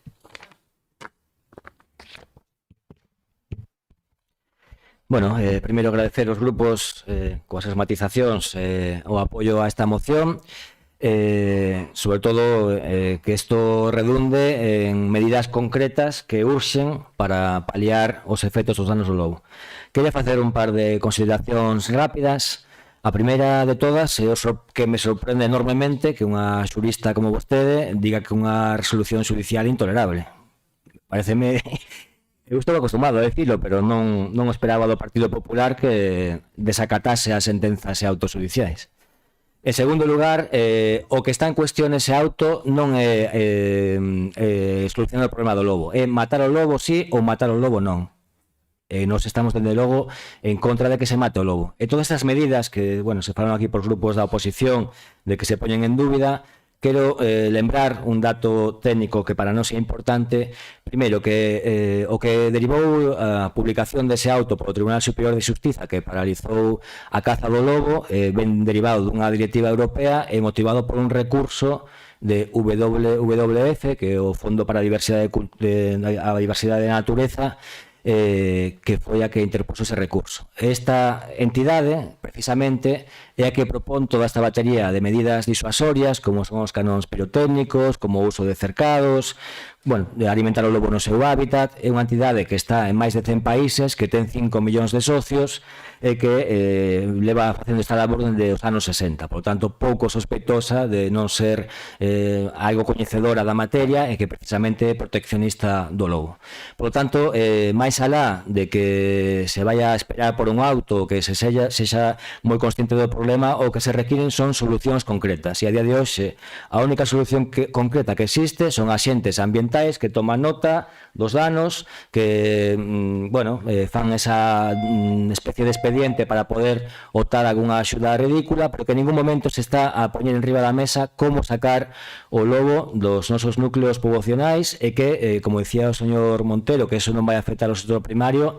Eu creo que cando se ven estas imaxes, creo que son bastante disuasorias para cando alguén quere adquirir algunha ovella, vaca, etcétera, que se bote para atrás vendo como son os ataques demoledores do lobo. Insisto, isto é unha cuestión que trascende con moito do económico, que está provocando danos morais moi importantes e que non somos conscientes do que representan os animais para estas persoas no seu cuidado diario e que é algo moito máis, como digo, que un tema burocrático, económico, senón que afecta a un modo de vida que nos estamos a cargar por culpa da inacción da administración. Nada máis. Moitas grazas, señor Suárez. Señor Montero Castrillón. Mira, para somente dicirlle ao señor Suárez que nos non estamos dicindo que o lobo non sexa un problema. Nos xa recoñecimos no principio que claro que hai un problema. Nos o que non estamos de acordo con frases como que eso sea o colapso do sector primario, con todo o que ten que pasar polo sector primario no noso país, non? Entonces, outras cousas que serán se iso é o colapso. Despois, a voceira do Partido Popular lle sorprende os grupos da oposición. Home, máis a nós non nos sorprende nada os que vostede non fagan nada. Levan décadas sin facer nada no rural, non? A xente vendendo a leite a baixos precios, tendo que tirar o leite, e vostedes mirando para outro lado. Home, por favor, claro que a vostedes non nos sorprenden que non fagan nada. Entón, como non fan nada, a decisión vosa é matemos o lobo. Claro, como non sabemos facer outras cousas, nin temos ganas de facer outras cousas, nin facemos nada polos agricultores, pois matemos o lobo, que é a única solución que lle sabemos a dar, non? Mentras o verdadeiro lobo para o sector primario, como dixen antes, son vostedes. O Partido Popular, o verdadeiro lobo, é o que leva acabado aquí co sector primario. Galiza, se destaca algo, é pola vida no rural, non pola importancia do rural en Galicia. Vostedes levan acabando con ela. Entón, non sei de que se sorprende. Nada, dicirle ao señor Suárez que a nos gustaría votar por puntos, ou en todo caso, non é que esteñamos en contra deses puntos nin a favor, é que nos coñecemos, non sabemos as consecuencias que poden ter, entón para nos votar algo sin saber as consecuencias que poden ter, no fondo estamos de acordo. Eu lle propoñería outra redacción, se quere, pero ou algo parecido. Tomar as medidas correctoras para resolver a problemática, que poden ser esas ou outras, actuar incorporando as reunións as administracións, a parte das administracións, as veciñanzas, os expertos científicos e os colectivos ecoloxistas, que son os que nos poden dicir como temos que resolver a situación. Eu non son capaz de dicilo. Nada máis e gracias. Moitas grazas. Señor Mato. Moitas grazas, señor alcalde. Bueno, pois insistir no mismo, porque por moitos aspaventos que faga vostede, señora Pieltain, vostede solamente falou da Xunta, de que había un recurso. Bueno, pois o mismo recurso, as mismas competencias, o mismo todo que hai no Xabarín. E insisto no do Xabarín, porque parece que os Xabaríns remataron co mandato anterior. Eu casi todos os días, vexo en Joane ou en Canido Xabaríns, é a mesma problemática. Aínda moito maior, insisto. E que fixeron vostedes? Absolutamente nada. Despois de ter reclamado durante 4 anos que se fixera algo por parte do goberno que estaba naquel momento. E co lobo, xa me quedou claro, van a facer exactamente igual, absolutamente nada. Como lle dixen, moita propaganda, ningunha actuación en concreto, porque, entre outras cousas, se o Xabarín é difícil, o lobo é moito máis. Como lle decía, permítame, señor Tomé, facer unha pequena matización. Non vayan a facer vostedes como cos temas das árbores, Os temas das árbores, o difícil e complexo nesta cidade é que cando hai un problema cun árbore ou cunha raíz dun árbore, o difícil é conservar a árbore e resolver o problema. O fácil é cortar a árbore. Se vostedes o que plantexan é facer batidas de lobos, non me extraña que un tribunal ou faga, digamos, algunha consideración alrededor desa proposta. Por lo tanto, adíquense vostedes a gobernar. Déixense de propaganda. Fagan o que teñan que facer. Non sei se falar coa conselleira, levar os veciños ali, o que seña. Resolvan o problema. De eso se trata, gobernar é iso. Resolver os problemas. E lembrolles aquelas gaiolas que puxemos no medio rural de Ferrol para xustamente atrapar xabaríns sin ninguna consideración por parte da Xunta de Galicia. Fixemos nós porque había un problema e había unha problemática nesta cidade. Vostedes non van a facer absolutamente nada en relación a este tema. Gracias. Moitas grazas, señor Mato. Señora Pieltain. Moitas grazas, señor alcalde. Señor Suárez, eu en ningún momento falei de matar ao lobo. Simplemente dixen tomar as medidas pertinentes, que son as que teñen vostedes no punto 2, tomar as medidas oportunas, tales como batidas disuasorias, canos pirotécnicos, é dicir, estamos apoiando a súa moción. Para evitar que maten o gando e que entren nas casas, porque prácticamente están na porta das casas. Por outra parte, eu considerarei sempre a seguridade dos veciños por enriba, como quero pensar que fixo vostede cando presentou esta moción, do que poña ningún auto. Señor Montero, se non ve o problema e o posible colapso do sector primario, fágaso mirar. Ten un problema moi grave. Estudie un pouquiño. E señor Mato, creo que hoxe todavía non se enterou de que a moción é sobre o lobo, non sobre o xabarín. Así que falemos do lobo. Grazas. Moitas grazas, señora Pieltain. Breve turno de peche, señor Suárez. Sí, moi breve. Bueno, non quero entrar no auto, si auto non, o auto que di matar o lobo. O sea, o auto que di se proíbe matar o lobo, non é outra cousa. Por eso digo do matar o lobo, que é outro tipo de medidas. Bueno, eu agradezo o apoio. Sinto dicirlo, señor Montero, que non podo aceptar a súa emenda porque foi unha moción que foi validada polos propios gandeiros, entón sería un pouco traizoar o espírito do que eles tratan de propoñer aquí. O que sí que me gustaría é que pois mañá mesmo estas persoas teñan unha data concreta para ter esa reunión e que as medidas, como digo, vayan moito máis alá de tomar nota polos axentes de medio ambiente dos ataques concretos e que sexamos conscientes que este é un problema de primeiro nivel que debe ter a prioridade absoluta da xestión do goberno. Nada máis, agradecer o voto a favor. Non sei se vai a haber votación por puntos ou non, que non quedou... Moi ben. Punto primeiro, votos a favor. Punto primeiro aprobado por unanimidade. E o punto segundo sobre as medidas debatidas, canóns pirotécnicos, ireas, etc. Votos a favor. En contra. Abstencións. O punto 2 é aprobado por 22 votos a favor e 3 abstencións. Moi ben, pois pasamos á seguinte moción que ten con solicitude de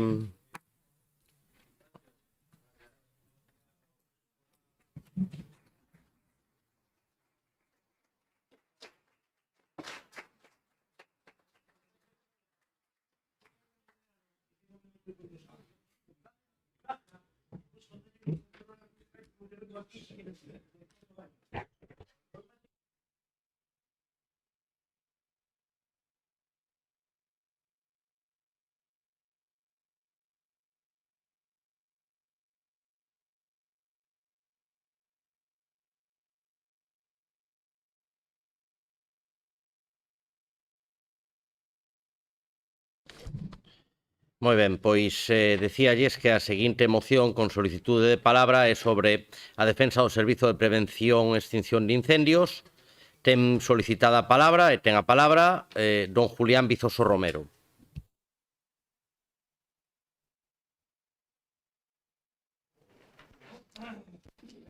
Boas tardes, alcalde, membros do Goberno, PSOE, Bloque, Ferrol en Común.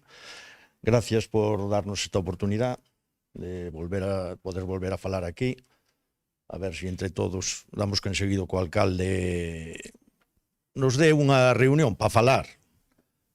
El se escuda en que para negociar. Primeiro habrá que falar. Si sale dai unha negociación, pois tenan que estar os representantes que teñan que estar. Entonces, nosotros pedimos eso. Bueno, hoxe nos acompañan parte de nosas familias, porque son tamén, eles tamén, o problema non é só o noso, tamén o sufren na casa. Hai moita tensión e non me extrañaría que pronto empece a haber divorcios.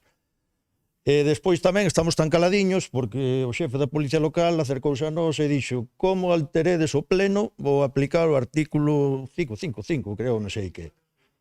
Entonces nós, con sentido común, porque Ferrol xa ten poucos bombeiros, se se aplica eso, quedamos en cuadro. O sea, non quedan bombeiros. Entonces, por sentido común, nos comportamos. Ben, eu vou facer como si nos sentáramos desas dúas reunións que tuvemos, como si estuviéramos sentados, e lle vou expoñer a problemática. Se presentou unha RPT de futuro, e cando nos la vimos, puxemos o grito no ceo, porque non se tiña en conta a organización que o xefe presentou, inocente del tamén creo que era unha RPT de futuro, e quedou en nada. De feito, nos últimos 15 anos non cambian nada. Cambiaron aí 2 choferes por 2 bombeiros. E despois no tema da puntuación, nos decían por activa e por pasiva que salíamos moi ben nesa puntuación, que ganábamos 3.000 euros, nosotros sumábamos, dividíamos, mirábamos, non encontrábamos por ningún lado. Entonces, solicitamos unha reunión con vostede, a cal aceptou, e lle dixemos que íbamos a presentar unhas alegacións, porque non estábamos de acordo co que resultou da RPT. O día de presentar as alegacións, tamén nos reunimos con vostede e dixemos: mira, aquí están. Fixe unha empresa, non 5 funcionarios collidos aquí do Concello, unha empresa que se dedica a facer eso. Colleron os baremos, porque esta RPT ten baremos, non é como a última que era unha valoración social. Empezamos do máis baixo e depois vamos subindo a ver quen ten que ganar máis. Hai baremos. Entonces, fixemos esas alegacións, vostede dixo: bueno, dádeme tempo, vou na mirar con cariño e xa falaremos. En eso estábamos. Pasaba o tempo, chega diciembre, non había resposta e pedimos unha reunión con vostede. A cal, a partir de aí, acabouse. A partir de aí, cobramos como ricos, nóminas de 20.000 euros ao mes, somos 4 gatos, me escondo detrás dos representantes traballadores, que son os que teñen que negociar estas medidas. Cando nosotros, o día que se aprobou a RPT, fomos a xunto deles e dixemos non podes aprobar isto, que hai xente perdendo cartos. Enteráronse antes de ayer que había xente que había perdendo cartos. Pero bueno. Entonces, eu lle preguntaría, por que non mirou con cariño as alegacións? As mirou, as leu. Porque yo pasou unha persona que non se cansa de dicir por aí que non pode ver os bombeiros diante. E mentre ele este aquí, non van ver un peso. Por qué? Que pedimos? RPT de futuro. O xefe, que por certo dimiteu o 30 de xulio, ainda está esperando unha resposta, parece ser que se reuneu con vostede e o ratificou no posto que non se vaya, pero bueno, el cando chegou ao posto pideu unhas condicións, e unhas condicións era un corpo de bombeiros de futuro, o cal non pedía nada fora do outro mundo, un xefe, alguén que se encargara da formación, alguén da prevención, e un administrativo que lle quita o traballo, porque o labor que fai a día de hoxe é un administrativo. E depois pedíase 5 sarxentos, xefes de guarda, que están facendo o cabo a día de hoxe, que non é normal, non están valorados tampouco para ser xefes de garda, 10 cabos e 40 bombeiros. Suma, de 55 se irán a 59. 4 máis. E non é verdad, como di a xunta de persoal, que queremos quitar efectivos da calle para telos nas oficinas. Non, porque con esta proposta do xefe de bombeiros pasaríamos a 50 efectivos, que serían 11 por garda, e despois o administrativo, o xefe de prevención, o xefe de formación e o xefe do parque. Creo que non é pedir moito para un corpo de bombeiros dunha gran cidade. Depois pasamos ao tema de valoración. E dicimos, se isto iba a ser serio, e ven realmente todo estipulado por grados, como se ten que valorar, e por que salimos desta maneira? O dixemos por activa e por pasiva. Non, salides ben. E o punto máis crítico, o máis crítico, eu vou falar que o dicimos sempre, esforzo físico. Hai 3 grados. Os traballos a desenvolver non comportan consumo apreciable de enerxía física. Por conseguinte, non existe un desgaste significativo polo uso da forza e a posición postural, aínda que se trate de tarefas de carácter manual. Este é un grado. O siguiente, o último xa, vamos a abreviar. Os traballos a desenvolver son manuais e comportan consumo considerable continuado de enerxía física, con notable desgasto polo uso da forza, posición posturales que xeneran importantes fatigas corporales, tarefas onde o esforzo físico ocupa un lugar preferente. Donde temos que estar nosotros? No primeiro ou no outro? ¿Cómo podes decir? Siguiente punto. Ambiente. A tarefa realizarase nun ambiente pouco confortable. Algúnas variacións de temperatura, incómodas condicións de ruído, cero enrarecemento do aire, actividade anormal en naves pouco acondicionadas, etc. Outro grado. A tarefa realizarase nun ambiente duro ou moi duro, que supera ampliamente os límites do confort, traballos especiais, a intemperie, dúas condicións de ruído, etc. Onde debemos de estar? Aquí, en estas valoracións de esfuerzo, vai do 0 ao 40. Nos deron 10. Condiciones ambientales, de 0 a 40. Nos deron 10. Menos mal que no risco nos deron o máximo 60, porque senón tamén xa sería o acabose. Entonces, creemos que é xusta esa reivindicación. Despois, nos cansamos de decir que os chóferes, bueno, nosotros non ganamos os 3.000, cobramos hoxe a nómina 20 eurillos. 20 eurillos tuvemos hoxe. Bueno, é unha suerte. E os chóferes siguen perdendo. Os sindicatos din que foi gracias a eles que se moveron. Eu creo que fomos nosotros que fixemos a forza para que se mirara e realmente se demostrou que perdían cartos. Pero ainda así non contentos, din, no, é que aquí cobras 750 dun fondo de negociación que había fai 10 anos para unha RPT que estaba dotado de 250.000 euros.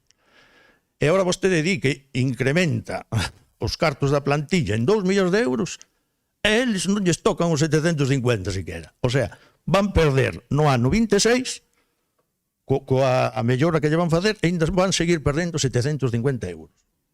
Vostede dixo claramente, nadie vai perder cartos.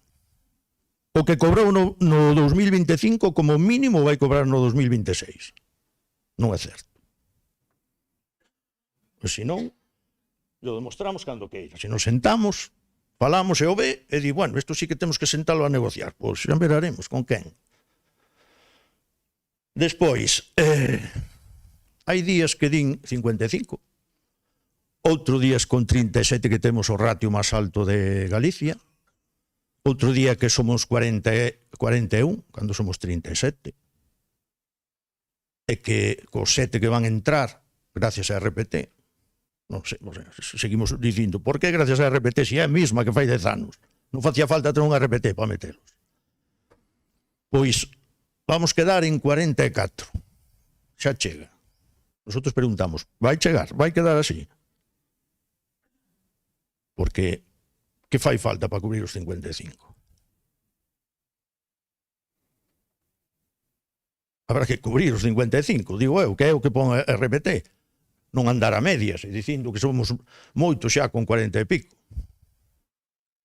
E por último, bueno, a ver si tamén se chega a cubrir esas plazas e se empeza a mirar tamén pola comarcalización, porque levamos, o que iba a ser para 6 meses, levamos 2 anos esperando. Entonces, a ver se lle damos tamén unha solución e se lle dá un empuxe a eso. Por último, quería decir que a señora Pardo, diputada en Santiago, podía vir por aquí tamén, polos bombeiros de Ferrol, xa que se molestou moito ir a Santiago a criticar como están os bombeiros de Santiago, que están na mesma situación que estamos nós. Pero aquí, a ver se lle mandamos un correo que veña aquí a velos tamén. Porque senón... Sin máis, membros do goberno, hoxe estades aquí, mañá podes ter un fillo, unha filla, neto, unha neta, sobriño, sobriña, que forme parte do corpo de bombeiros. E vostede diredes, estuven aí, puden solucionar un pouco o problema e non fixen nada. A ver se polo menos en esta moción votan a favor e facemos co alcalde se sente con nós e a ver que sale dai. A oposición, lle digo tamén o mismo, hoxe están aí, mañana chegarán a gobernar, porque este cíclico, fijo que van chegar a gobernar. Non sei se será dentro de 4, de 10 ou que tal. Van chegar a gobernar. Acórdense deste desprecio que hemos recibido aquí. E vostede, a ver se se reúne con nós, para falar, non para negociar, para falar. Moitas gracias.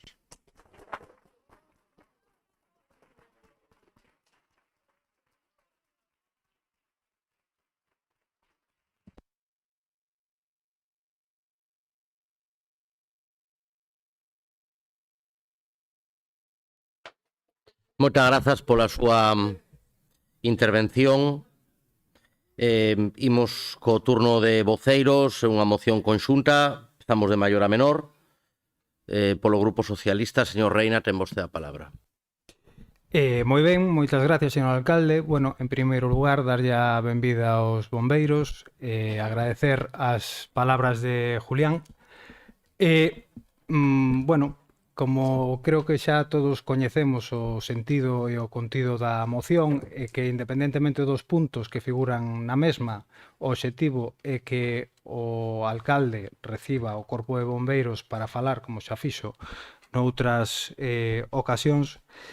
Gustaríame centrar a miña intervención en pedirlle ao alcalde, ou en dicirlle ao alcalde, que creo que o primeiro que debería facer neste pleno municipal é pedir disculpas aos bombeiros aquí presentes, tanto pola falta de respeto, polo cacheo do outro día, pola advertencia de hoxe, no caso de que si quixeran manifestar ou facer algún tipo de ruido,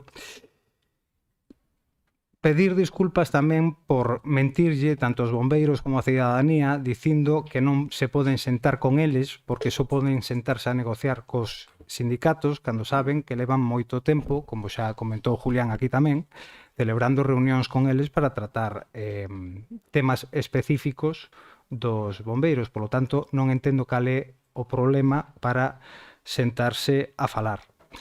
Creo que tamén debería pedir perdón por intentar manchar o nome destes compañeiros que están hoxe nesta sala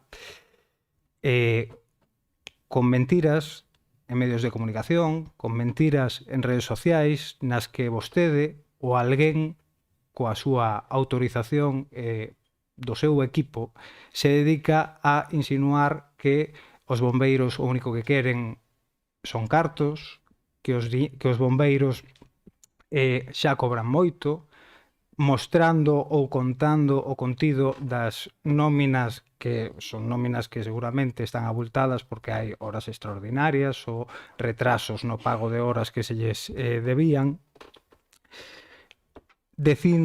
mentindo, dicindo que eran 4 os bombeiros que non estaban de acordo. Creo que hoxe na sala podemos ver que hai uns cantos máis, falando, como escoitamos algúns,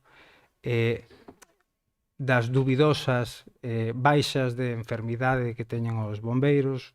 Creo, sinceramente, señor alcalde, que isto é moi grave, pero o máis grave de todo o que está a acontecer é que, en lugar de sentarse a dialogar cos bombeiros, parece que o que se está intentando por parte súa e do seu goberno é enfrentar aos bombeiros co resto dos funcionarios da casa e creo que non lle va a funcionar. Sinceramente, señor alcalde, creo que isto é, bueno, algo que debería darlle vergonza. Creo que non lle dá ninguna vergonza, pero tendo en conta que cando de vez en cando lle gusta facerse fotos co corpo de bombeiros, gustaríame recordarlle que os bombeiros non están solo para sacarse unha foto cando hai unha catástrofe ou para facer oposición cando non goberna vostede, porque, mire, eu se quere lle conto que todos os veciños e veciñas que están aquí o saberán como actuaba o Partido Popular en febreiro do 2021. Presentaban vostedes unha conmovedora moción na que decía literalmente que non cabe dúbida de que Ferrol non merece este trato e que os profesionais que se xogan a vida nas súas intervencións precisan a mellor dotación para cumprir as súas funcións e dar tranquilidade aos nosos veciños e veciñas. É de vital importancia que os servicios de extinción de incendios da nosa cidade dispoñan de todos os medios necesarios para atender as emerxencias que poidan xurdir. Polo que nos contan os bombeiros, a día de hoxe non está vostede tan preocupado. Nesa mesma moción, o teniente alcalde, que está sentado ao seu carón, falaba literalmente que desde o Grupo Popular queremos dejar constancia con esta moción de la crítica situación que atraviesa nuestro parque de bomberos y creemos, insisto en ello, que cuando los profesionales como nuestros vecinos no se merecen esta situación. Bien, mire, señor Mato, porque gobernaba o señor Mato, vostede o veía de outra manera. Si actualmente se tuviera que dar un rescate en altura a través dunha ventana, trabajos tejados en fachadas, en todo ello a gran altura e con pésima dotación que tienen estos momentos nuestro parque de bomberos, estaríamos ante situaciones realmente críticas, sin poder dar respuestas a nuestros vecinos, dependiendo en muchos casos de la ayuda de municipios vecinos. Parece que o día 20 de xaneiro que había un telefonista e un cabo, a vostede non lle preocupaba tanto. Como esas declaracións non as fixo vostede, voulle lembrar as que fixo vostede no pleno do 24 de novembro do 2022. Vaya rematando. Sí, creo que é un tema suficientemente importante como para que lle dediquemos un poquinho de tempo, señor alcalde.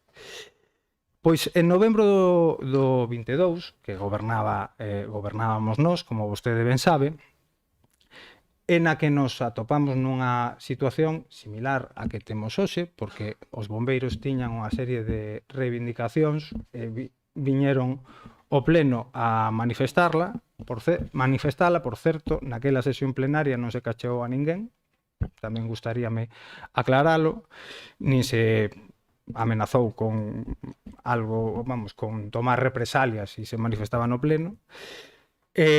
Bueno, pois nesta sesión plenaria, vostede, o señor Rei Varela, decía: sí, muchas gracias, compañeros y compañeras de corporación. Saludar también a los trabajadores de servicios municipales y también a los funcionarios del ayuntamiento, concretamente el servicio de extinción de incendios, que hoy nos acompaña en el pleno. Hoxe parece que non o escoitei saludalos, nin recibilos. Tamén nos falou da resolución dos problemas cos servicios municipais, servicios que forman parte da vida cotiá da nosa cidade, dixo que os veciños senten estes servicios como propios, que condicionan a vida das persoas, falounos sobre a creación dun grupo de traballo, isto está nas actas do pleno, por si vos interesa, para chegar a un acordo laboral. Concluiu o seu discurso dicindo que el servicio de extinción de incendios de la ciudad merece más atención por parte de nuestro gobierno municipal. ¿Quién lo ha visto y quién lo ve, señor alcalde?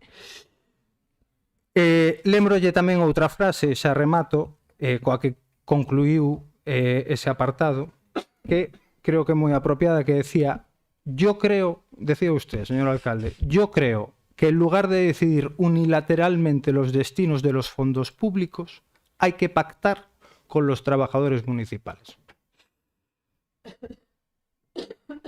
Pois eu lle vou a dar un consello, se me o permite, é que escoítese a si mismo. Creo que é ben sinxelo, o único que se pide nesta moción, que vostede o pediu no seu momento, é que se escoite os traballadores municipales. Por parte do Grupo Socialista, pare vostede o pleno, convoque un receso, reúnese cos representantes dos traballadores e rematou aquí o debate. Pola nosa banda, polo menos, é así. Entón, a decisión é súa e creo que é bastante sinxela. Nada máis polo de agora e moitas gracias.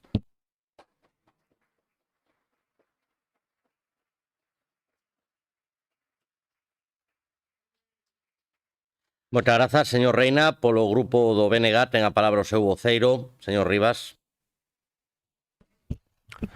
Grazas, señor Rei.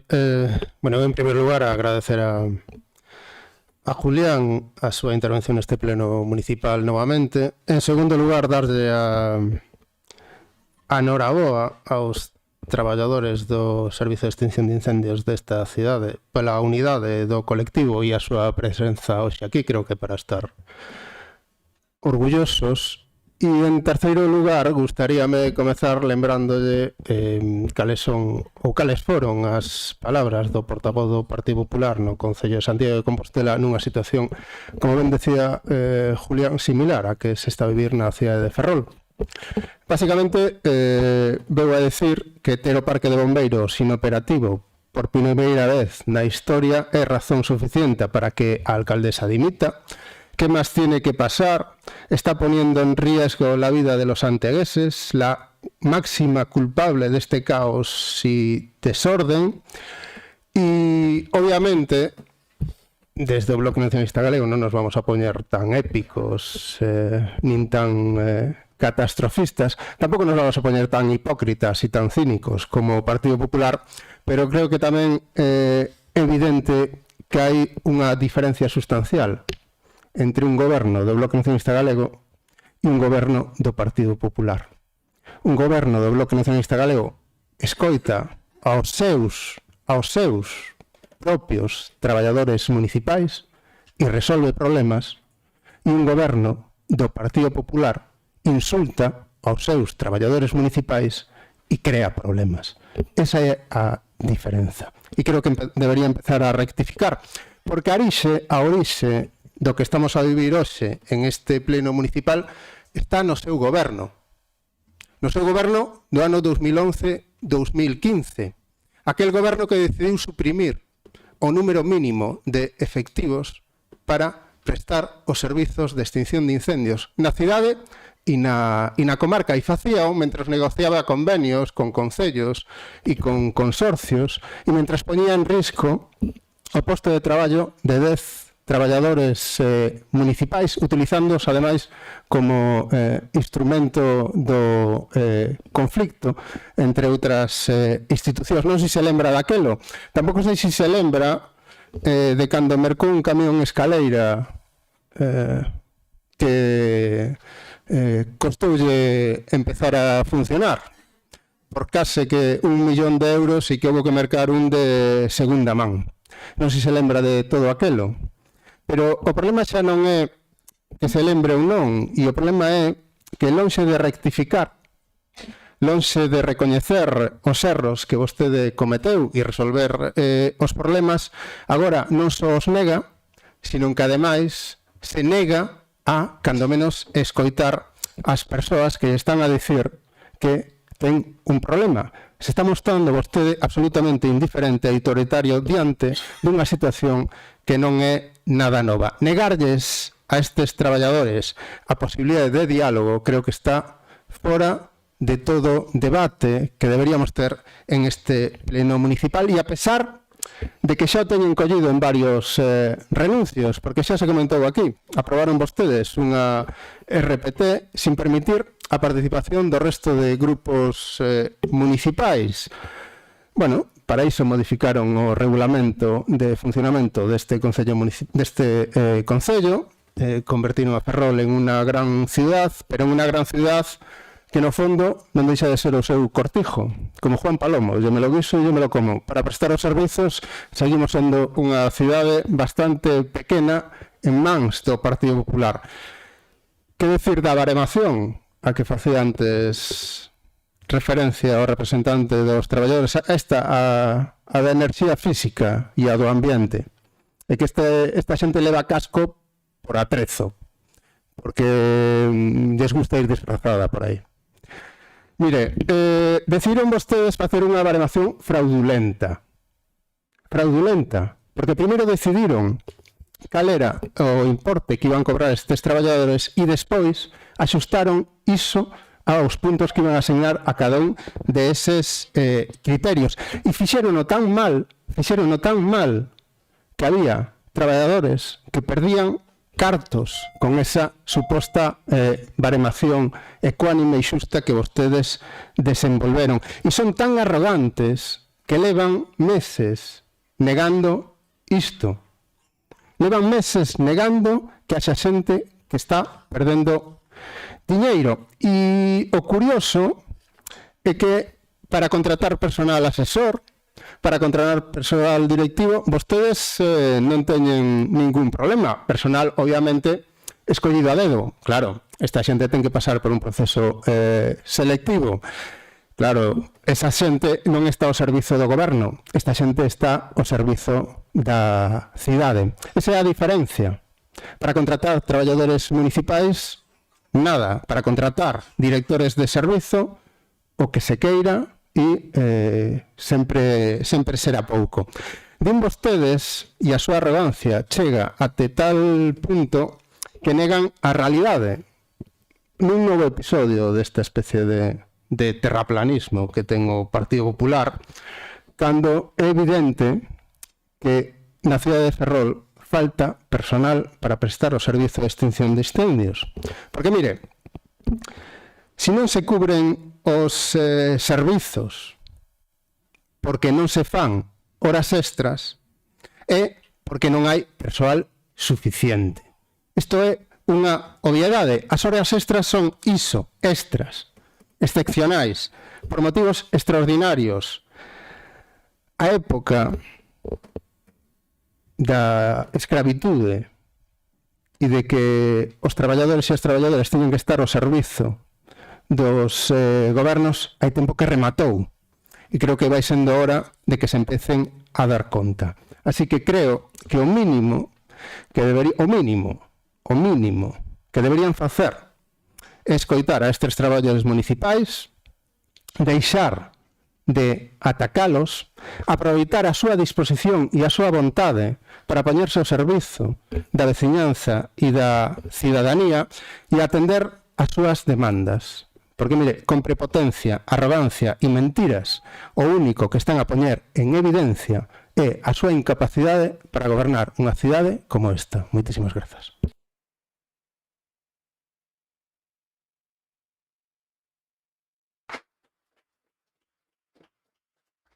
Moitas grazas.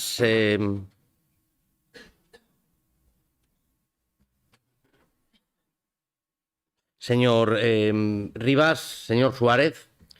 Moitas grazas. Bueno, en primeiro lugar, o que quería poñer en valor a loita que estades a levar adiante. Vos, as vosas familias, estando hoxe aquí aguantando baixo ameazas de sanción, algo insólito, que teñen pasado por aquí moitísimos colectivos moi enfadados e moi agresivos e nunca que eu recorde pasou nada parecido. Creo que a única sanción que recordo foi a Cebral nun pleno hai xa 9 anos porque non saía nin con agua caliente.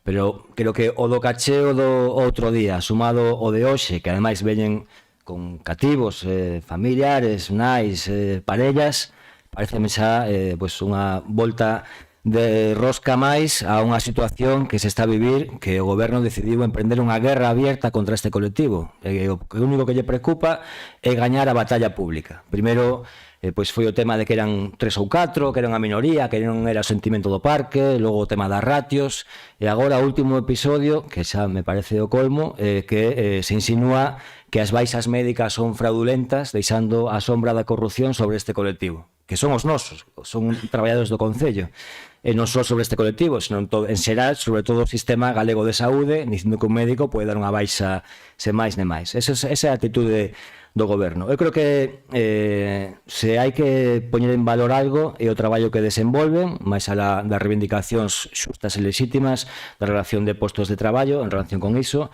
pero creo que todos os que fomos alcaldes, que aquí hai 3, cando estas persoas fan un traballo máis alá das súas funcións, cando van a Valencia a paliar os efectos da dana, cando están en Ourense combatindo os incendios, cando a través de Bregal ou Casaga se desplazan aos terremotos de Turquía, para aí se estamos todos moi rápidos a sacar a foto e dicir que son todos moi bons, foto na que, por certo, nunca se invita aos grupos municipais, non vai a ser que lle quiten o protagonismo, e que a partir de aí, pois sí que o corpo de bombeiros é esencial e maravilloso. Cando logo chega o momento da relación de postos de traballo, hai un pastel a repartir, e o que reparte leva a mellor parte, pois aí xa a situación cambia.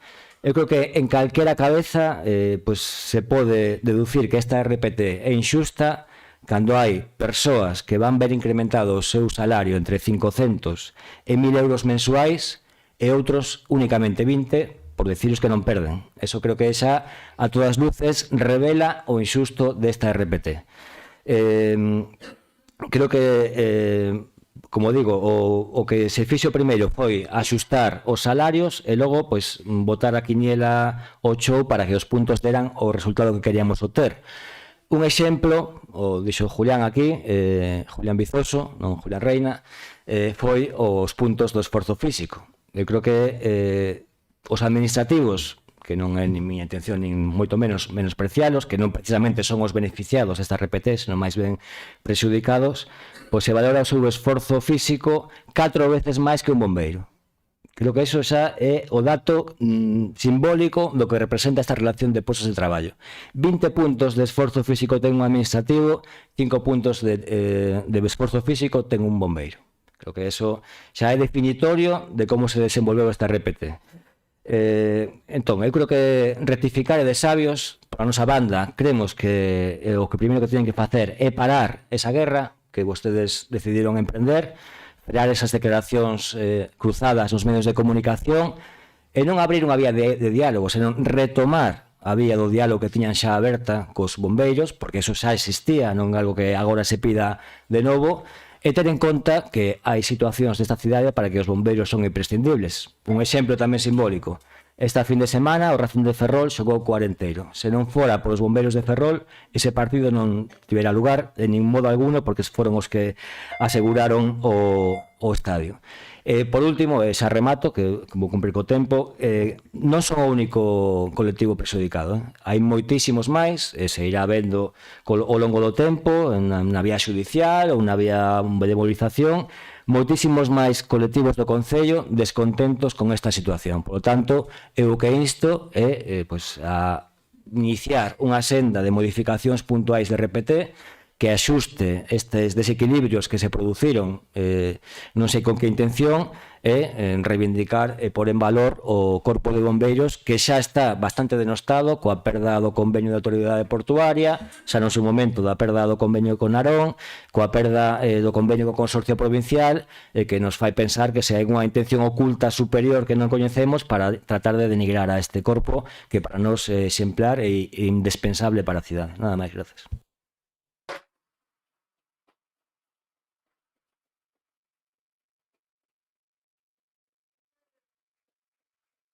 Moitas grazas, señor Suárez. Polo Grupo Popular ten a palabra a súa voceira, señora Pieltain. Grazas, señor alcalde. Boas noites de novo. Como poden ver, temos hoxe unha representación moi importante do noso Corpo de Bombeiros de Ferrol. Todos eles me coñecen, eu non en ningún momento vou entrar en guerra con eles. Saben perfectamente da miña admiración e do meu respeto polo traballo que fan. Por suposto que temos un corpo de bombeiros excepcional, un corpo de bombeiros que traballa duramente non soamente nas situacións que citan vostedes na moción, nas situacións excepcionais como na Dana ou na pandemia ou nos incendios de Ourense, que por certo quero facer unha puntualización por se acaso alguén non o sabe, o fan de maneira totalmente altruísta.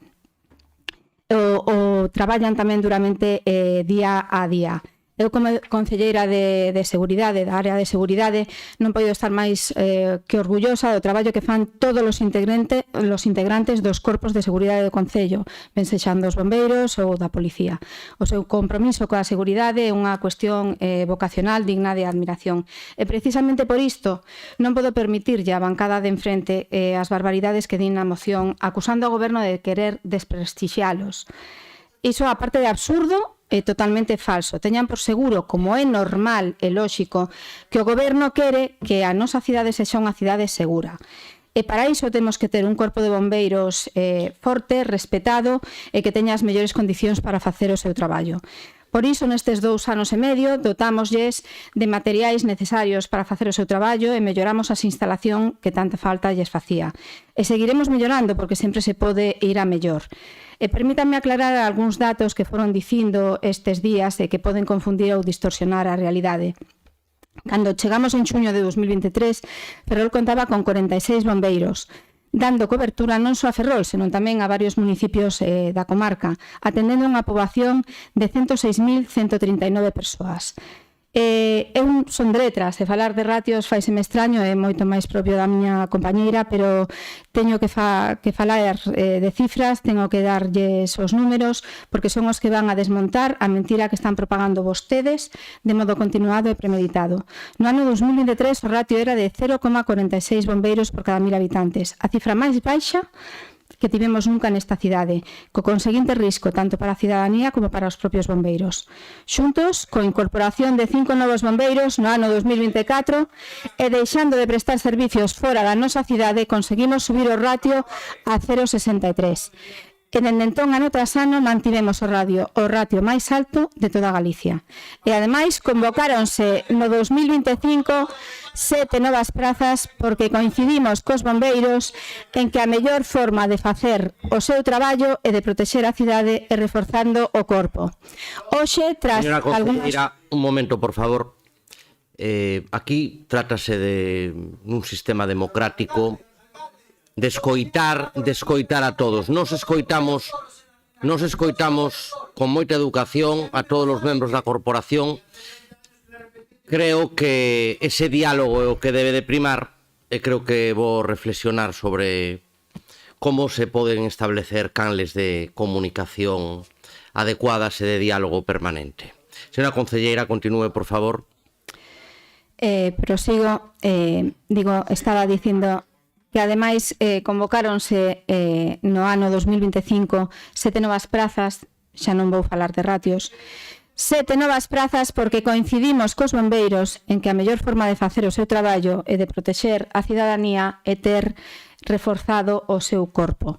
Hoxe, tras algunhas xubilacións, contamos con 37 bombeiros, que sabemos que non é un número perfecto, nin ideal, pero en febreiro incorporaránse 7 bombeiros máis, co que chegaremos aos 44 efectivos, un máis que no ano 2023, e para unha poboación de 64.903 persoas e non de 106.000, moi por enriba do resto das cidades galegas. E creamos tamén, por primeira vez, unha bolsa para seguir cubrindo plazas, porque non imos escatimar en seguridade. E seguiremos aumentando a plantilla, contestando o que preguntaba Julián, ata chegar aos 55 postos previstos na RPT. E falando da RPT, quero ser moi clara. Por primeira vez en 25 anos permítese a promoción interna do grupo C2 ao C1, algo que agora mesmo só existe na Coruña e en Ferrol, en ningunha das outras cidades. E mantenemos o compromiso firme de que ninguén perderá poder adquisitivo.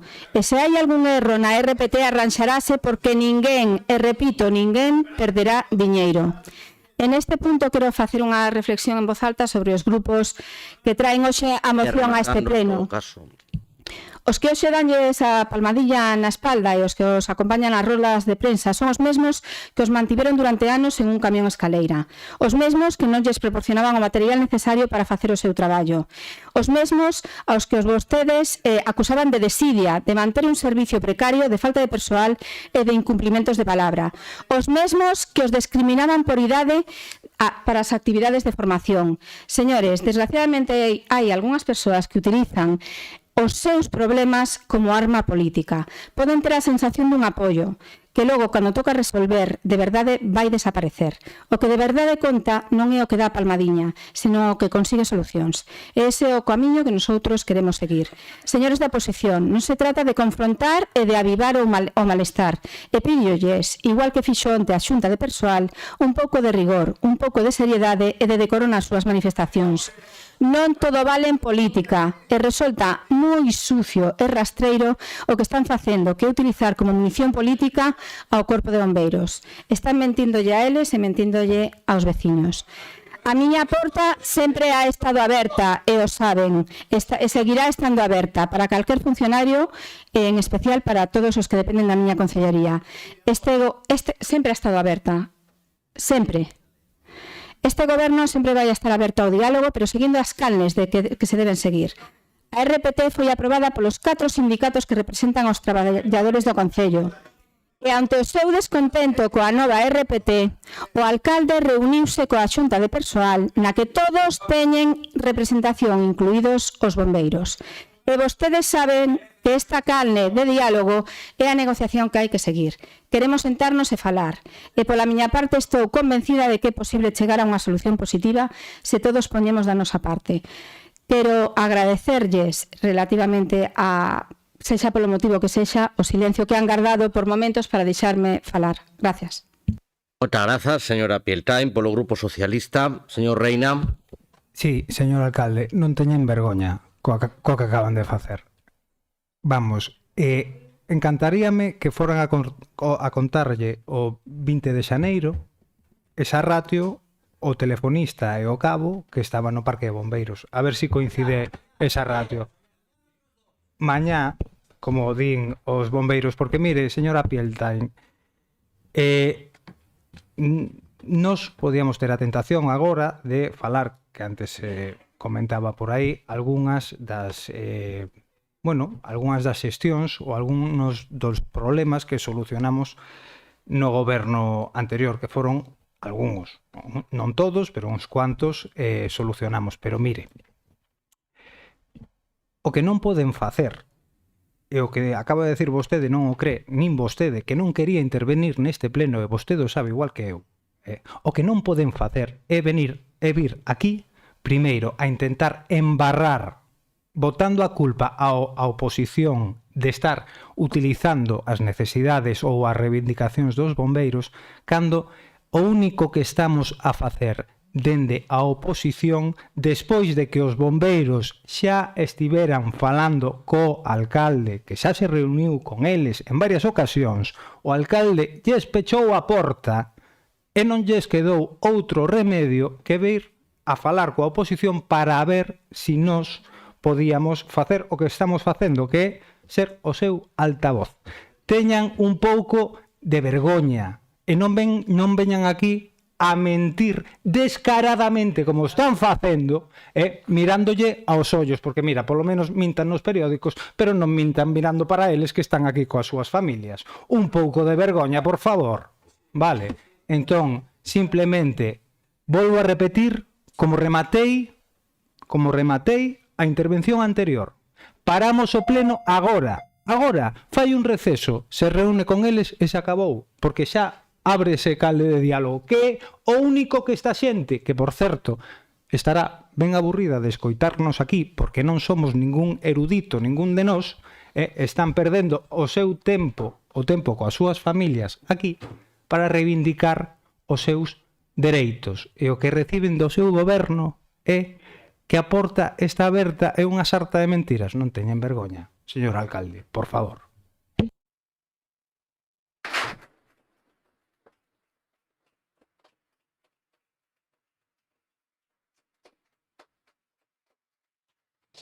Señor Rivas, ten vostede a palabra. Grazas, señor Rei. Bueno, eu creo que a intervención que acaba de facer o goberno é un absoluto despropósito. Ven vostede a decirnos ou a falar, veñen vostedes a decirnos ou a falar de suciedade e de que isto é moi rastrero despois de vir a este pleno a mentir pola súa deshonestidade de maneira recurrente. Eu creo que estou de acordo, non todo vale en política, e a maneira que teñen vostedes de facer política é realmente sucia e é realmente rastrera. Vostede non pode vir aquí a decir que teña o compromiso de que ninguén perderá diñeiro cando hai hoxe traballadores que perden diñeiro. Non poden vir a decir isto aquí neste pleno. Non poden facer eso. Vostedes teñen o mínimo respeto por si mesmos. Vostede non pode vir aquí a falarnos de ratios cando a día de hoxe non se sabe se este concello e este servizo de extinción de incendios vai ter que prestar servizo en outros concellos no futuro ou non. Cando vostedes teñen unha RPT con 55 persoas para desenvolver este servizo, que quere decir? Que esta RPT tamén é falsa, tamén é fraudulenta, como é o baremo. Tamén iso é mentira. Vostedes teñen algo, din algo de verdade cando falan ou cando interveñen ou únicamente veñen aquí a decir argumentos que non sostenen de ninguna maneira. Vostedes pensan realmente o que din. Despois ven aquí e nos dicen que están orgullosos e orgullosas destes traballadoras, destes traballadores. Así os tratan. E o peor é que o que lle están a pedir a día de hoxe é unha canle de diálogo. Lle están a pedir que o reciba, lle están a pedir que os escoiten. E vostedes nin eso son capaces de aceptalo. Vostede, señor alcalde, vostede é o que ten que tomar esa decisión. E non se escude detrás de ninguén, porque esta é unha responsabilidade súa, directa, e creo, como lle dixen na miña primeira intervención, que se a día de hoxe estamos na situación que estamos foi polas decisións que vostede tomou no seu momento no mandato anterior. Por tanto, asuma a responsabilidade que ten, delles unha reunión a estes traballadores municipais que ademais están ao servizo de todos e de todas nós, e deixe de esconder a cabeza debaixo da ala. Porque, como lle dixen antes, coa arrogancia e coa prepotencia que vostede está a evidenciar, non vai a ir a ningunha parte e estáse poñendo en evidencia. Moitas grazas.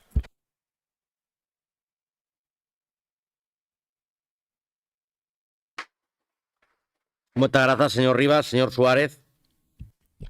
Moitas grazas. Bueno, señora Piltain, lamento o papel que lle tocou xogar, que teña que ler ese argumentario tan lamentable, no que tacha de mentirosos aos propios bombeiros, porque os datos das ratios non os facilitan os bombeiros, que desminten o que vostedes din, son os bombeiros, non somos nós, non somos unha canle de transmisión, Igual que cos gandeiros era todo loable, todo moi bonito para os gandeiros, cando son os nosos, cando son os bombeiros, no. Aquí a oposición manipula, esta xente non ten ni idea do que está a facer e nos estamos aproveitando deles para aprobar esta moción. Eso é o que vou dicir, resumo en maneira coloquial o que vostede di, que nos utilizamos e manipulamos a estas persoas que non teñen un mínimo de inteligencia para sacar un rédito político e poder gañar as seguintes eleccións. É o que vou dicir, un resumo claro e rápido. Sí, eso foi o que dixo. E ademais que minten e insisten en esa guerra e volve a insistir no argumento que eles non están en contra dese argumento, de que hai unhas canles de negociación, é certo, en as canles oficiais, pero non houve outros colectivos que tamén negociaron pola porta de atrás como ia ser antes das mesas de negociación esta RPT? Eu creo que sí, eu creo que sí. Houve dúas mesas de negociación onde se despachou rapidamente a RPT e logo houve unhas alegacións que se recolleron en base a algún criterio e seguramente en base a algunha reunión. Creo que o que piden eles non é que se empece un diálogo, xa o dixen na miña primeira intervención, o que piden é que se retome o que xa existía.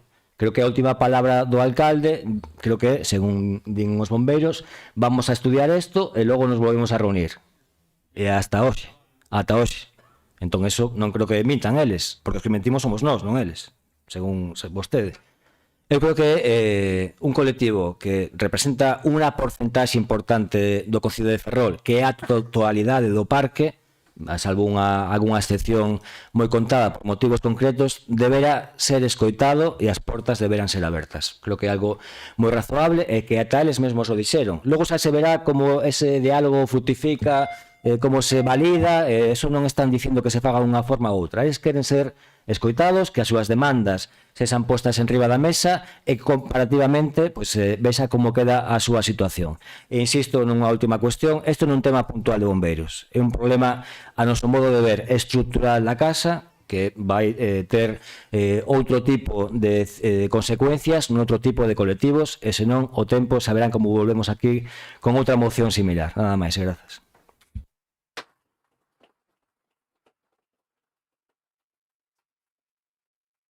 Moitas grazas, señor Suárez. Señora Pieltain. Moitas grazas, señor alcalde. Señor Reina, de verdade que sorprendeme vostede, pareceme dunha bajeza absoluta que fale das miñas poucas ganas de traer hoxe esta moción. Obviamente non creo que sexa prato de bo gusto vir aquí e ter a xente gritándolle. Creo, e me parece moi forte que o diga vostede. O señor Suárez creo que foi bastante máis elegante. Antes de criticar as medidas de seguridade tomadas pola nosa policía local, infórmese ben, por favor. Para min, iso sí que é unha falta de respeto coa nosa policía local, que fai o traballo que ten que facer. Infórmese. E o tema é tan importante para vostedes que na maior parte da moción non estivo presente o señor Mato. Señor Suárez, digo yo mesmo que lle dixen ao señor Reina, para nós é bastante grave o que vostede que coñece a lei que diga, siga a mesma liña que o señor Reina, que queran provocar unha guerra mediática porque lles convén. Deixen vostedes de aproveitarse, de alimentar este combate que non é un combate nacido entre nosotros, senón planeado por vostedes. E o meu respeto polos bombeiros vai seguir sendo o mesmo e polo seu traballo. Grazas. Moitas grazas, señora Pieltain. Brevísimo turno de peche. Un minuto cada un, si queren. Xa non poñemos tempo. Nada, medio minuto, alcalde. Mire, dous cousas. Primeiro, bajeza, señora Pieltain, é defender o que vostede defendeu hoxe aquí. Eso sí que é bajeza. Segundo, en uns outros 15 segundos, señor alcalde, reciba, por favor, aos bombeiros.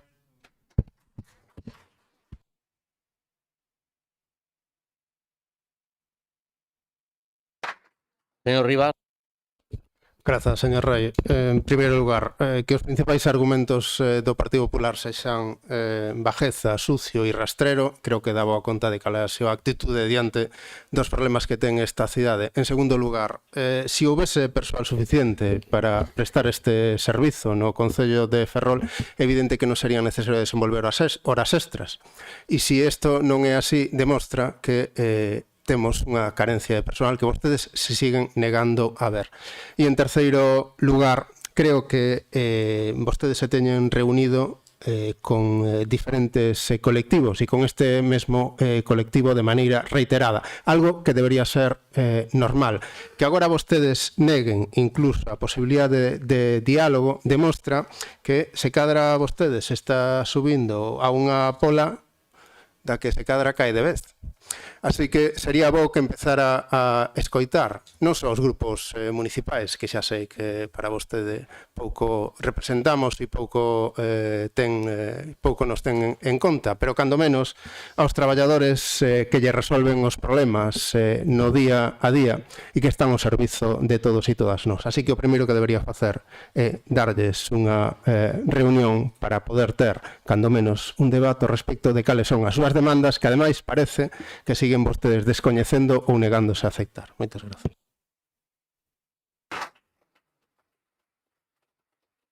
Señor Suárez. Moi rápido. Bueno, primeiro de todo, dicir que nós non temos nada en contra dos policías locais. Os policías locais eu teño amigos, coñecidos, veciños incluso, que son policías locais.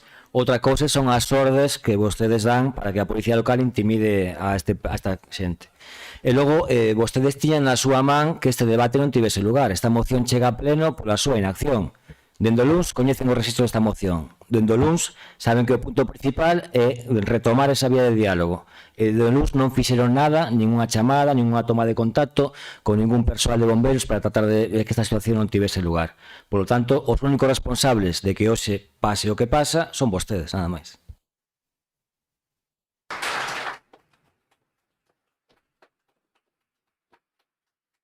Imos a votar a moción. Votos a favor. Votos en contra. A moción queda rexeitada por 13 votos en contra e 12 a favor.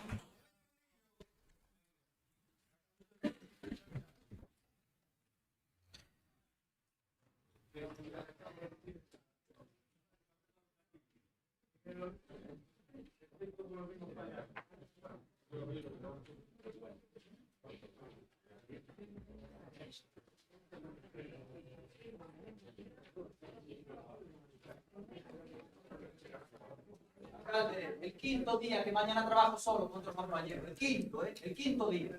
Estoy yo y otro compañero en la calle. El otro día en Caranza, en el mercado, subido al tejado. No pasa nada, no os preocupéis ninguno.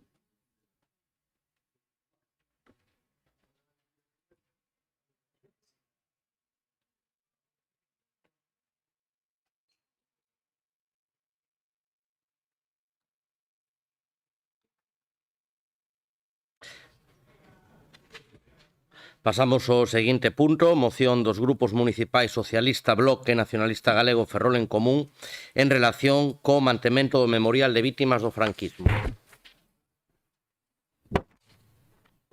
Señora Martínez. Sí.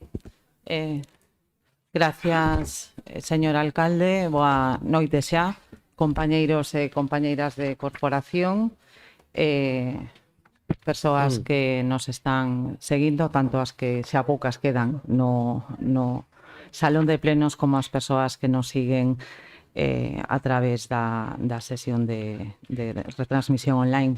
Gustaríame, tiña previsto comenzar saudando de forma especial as persoas integrantes das entidades que realmente son as propoñentes desta moción, pero como dicía a compañeira de Ferrol en Común, a señora Purriños, pois non foi posible porque debe ser que estamos outra vez en época COVID e non se puido acceder por cuestións de aforo. Entón sí que me gustaría pois pedir para que non suceda noutras ocasións que cando suceda algo así que o salón estea cheo ou ben se permita pois se coloquen unhas cadeiras ou senón, que tamén creo que o comentaba a compañía de Ferrol en Común, se habilite, como xa se fixo en outras ocasións, algunha sala anexa que creo que é factible para que polo menos poidan agardar a que o salón, como está agora mesmo, está prácticamente baleiro, non?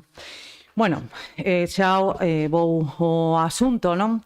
Como dicía, trátase dunha moción que presentamos os tres grupos da oposición, pero que realmente recolle unhas demandas que xa fixeran anteriormente chegar, pero que non foran atendidas e, polo tanto, recurren a nós, tanto a Asociación de Veciños de Canido como a Sociedade Recreativa Deportiva Canido, a Asociación Muño do Vento e Ferrolterra Antiga. E ben, os motivos desta moción, son claros, non? O mantemento, sen dúbida, un dos grandes debe do actual goberno municipal, pero que neste caso non estamos a falar nin de arranxar un bache, nin de limpar unhas cunetas ou de manter en bo estado uns bancos, non, senón que estamos a falar dun monumento que, por certo, vostedes mesmos remataron cunha importante carga ideolóxica simbólica. O memorial ás vítimas do franquismo do Parque Antón Varela, ademais, leva inscritos os nomes das 904 persoas asasinadas durante o réxime ditatorial de Francisco Franco na nosa comarca.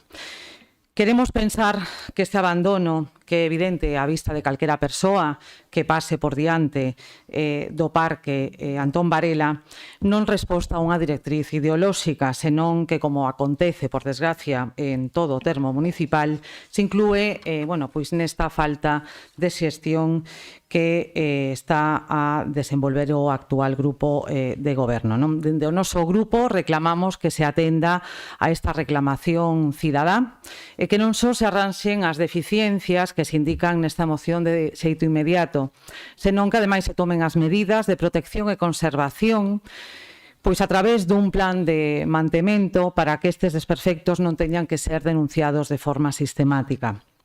Ademais, e como tamén se apunta nesta moción, lembramos que o Goberno de España se atopa na actualidade traballando nese expediente relativo ao nomeamento por parte da Secretaría de Estado da Memoria Democrática de Ferrol como Cidade da Memoria. Un nomeamento que, baixo o noso punto de vista, leva implícita a implicación do Concello. No caso de Canido, nos espazos do Instituto de Canido e Igrexa de San Rosendo, pensamos que ten que pilotar esa tramitación necesaria, aínda que non sexan os propietarios.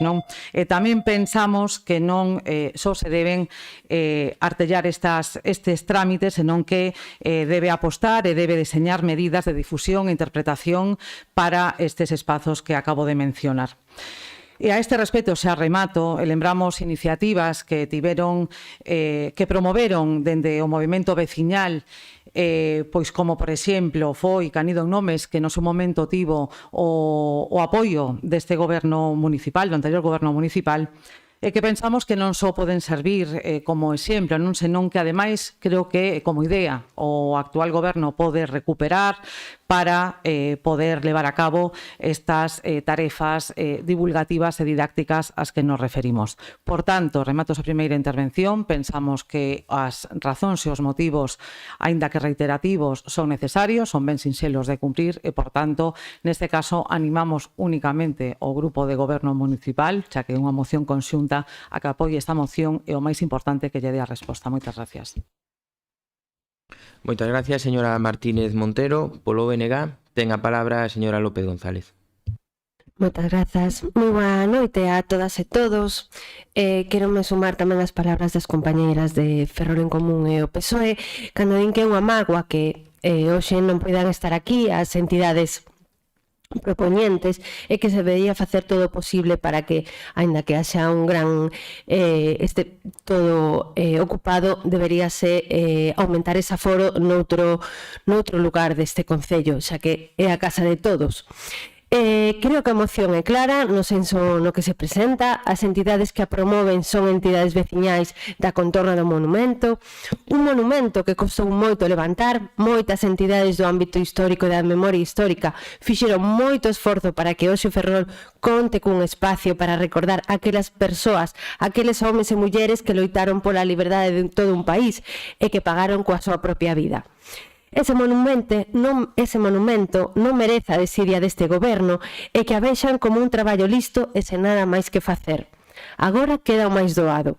e que ademais só depende de vostedes, o cuidado dese espazo e dese monumento. Que o que implica ese cuidado? Pois mantelo en bo estado, limpeza, protección fronte ao vandalismo, evitar o abandono, que tamén é un borrado da memoria, axudar a comprender o pasado para non repetilo, integralo en actividades didácticas, visitas guiadas ou proxectos escolares. Tamén hai que evitar os usos festivos ou comerciais que banalizan esa dor e entender que son lugares de memoria, non simple obxetos urbanos.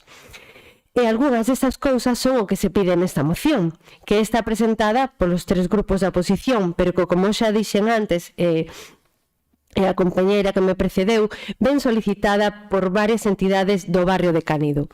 Para rematar, indicar que coidar dun monumento da memoria histórica é coidar da dignidade das persoas e a conciencia colectiva dunha sociedade. Moitas grazas. Moitas gracias, señora López. Por parte de Ferrol en Común, ten a palabra a señora Purriños. Moitas gracias, tenente de alcalde. Bueno, pois primeiramente, supoño que nos estarán vendo un saúdo, por decir algo, ás entidades propoñentes, Muño do Vento, Asociación Vecinal de Canido, Ferroltega Antiga e o Canido, porque nos encantaría que hoxe estiveran sentados e sentadas nesta bancada, e non puido ser. Evidentemente non iban a estar co tempo que fai, esperando nunha porta para que lles tocara o seu turno. Entón, por favor, igual que solicitaron as miñas compañeiras, que isto non volva a pasar con ninguén da veciñanza. Bueno, primeiramente, despois de dar estas grazas, porque, bueno, foron eles os primeiros que exixiron que se valore ese mantemento do tan importante monumento en memoria das vítimas do franquismo, se nos veña a dicir no estado no que está, non? Entón, non podemos esquecer que foi un esforzo moi grande de moitas persoas e entidades, sobre todo desa comisión prememorial, que foi a promotora do monumento aos asesinados e asesinadas, que loitou anos para facer este obxectivo real e poder dignificar o asesinato das 904 persoas de Ferrolterra e Ume e Ortegal. Buscábase xustiza, visibilidade e ser un monumento que exprese a importancia que ten a sociedade, que a sociedade non esqueza o acontecido, e así o conseguiu o seu diseñador Manuel Patiña. Pero hoxe, a casi 2 anos da súa inauguración, o monumento non presenta o aspecto que debe ter un lugar con tanta sensibilidade e importancia. O camiño memorial posúe 6 luces iluminando o chan, donde actualmente solamente está en funcionamento unha. As outras 5 non é que non funcionen, en que non están, solo queda a base cos cables ao aire. A placa que integra os 904 nomes está despegada, cunha grieta e sen algún remache que suxeita a pedra. A escultura faltalle unha das luces que iluminan, tiña 3 e unha está arrincada, e para rematar, o muro da parte posterior dá unha sensación de abandono que o espazo nin merece nin é acorde ao que representa. O monumento necesita coidado e mantemento, pero non se nos pode esquecer que a historia ten que ser contada e trasladada. Coñecer que o franquismo fixo e así poñer en valor espazos como o memorial e outros que temos na cidade dentro de medidas de difusión e interpretación, con finalidade conmemorativa de homenaxe didáctica e reparadora, como ben se sinala no punto 3 desta moción. Polo tanto, só solicitamos un respeto ao lugar, ás vítimas e ás súas familias, para conseguir que o monumento reflexe a sensibilidade e a memoria democrática que representa. Moitas grazas. Moitas gracias, señora Purriños. Por parte do Goberno, ten a palabra o concelleiro de Cultura, señor Ponte, ten vostede a palabra. Moitas grazas. Boas noites. A resposta a esta moción ten unha parte principal, unha parte importante, e outra, non digo secundaria, pero que necesita ser matizada, trámite que intentarei explicar en segundo lugar. O importante, que me refería, é o punto en que piden protección e conservación do memorial ás vítimas do franquismo e a chamada de atención que fan de que o seu entorno necesita máis cuidado. Asunto co que estamos absolutamente de acordo, porque, en efecto, necesítase reparar a iluminación e a contorna do monumento onde sobra vegetación e silveiras. Esperamos que tan pronto como sexa posible, o máis pronto que se poida, atenderemos esta necesidade importante por o simbolismo que encerra, fundamentalmente, o simbolismo que encerra o memorial. E non fai falta que me estenda explicando que o mantemento da cidade e do entorno rural é un traballo que por moi continuado que sexa, sempre será lento. Como sabemos todos, hai tanto o que atender que é moi difícil ter todo sempre en bo estado.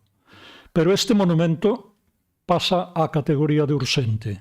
Neste punto, pois, concordamos con total convencemento.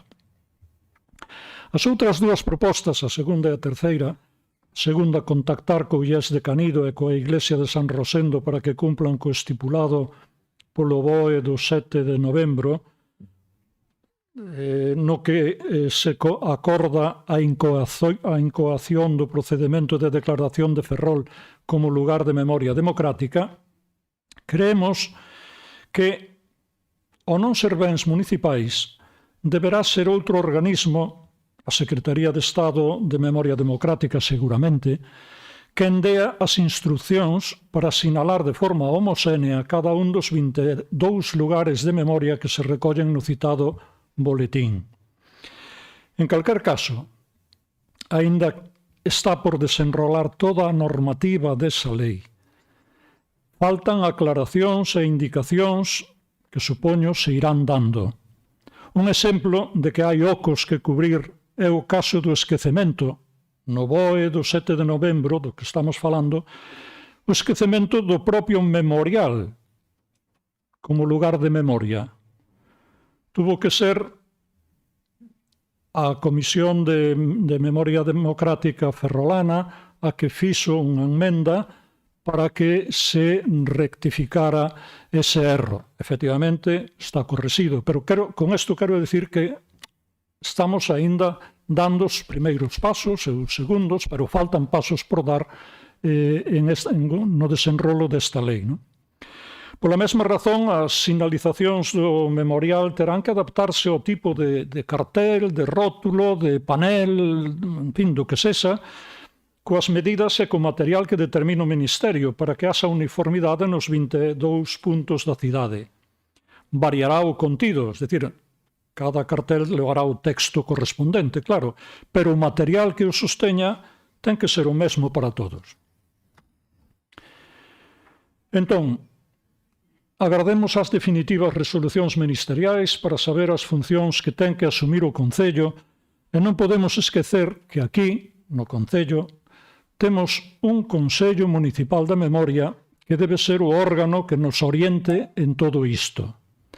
En resumen, votamos a favor absolutamente do primeiro punto e dos outros dous, se se aceptan estas matizacións que parecen razoablemente asumibles, votaríamos tamén a favor.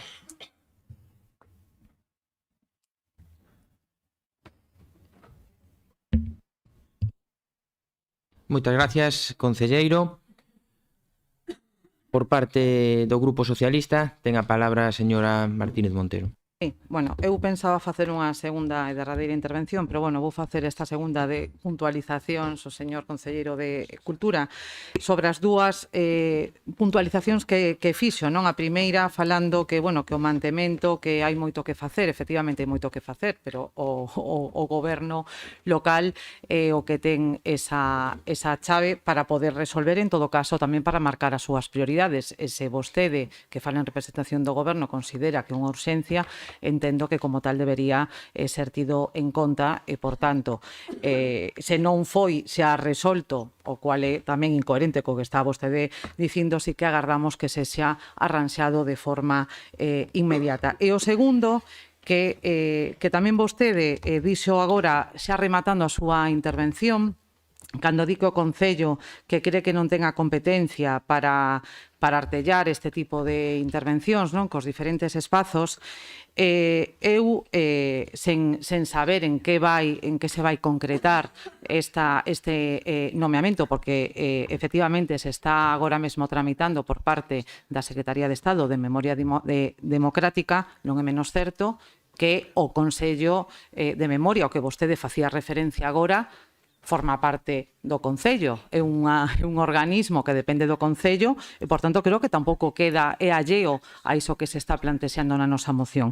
É dicir, creo que non se pode escudar en que non se o que plantexamos de desenvolver diferentes actividades e medidas divulgativas, que é algunha das cuestións que se din, creo que sí que son perfectamente factibles e perfectamente viables a través dese Consello que, por certo, aproveitamos para pedir que se convoque de forma tamén inmediata.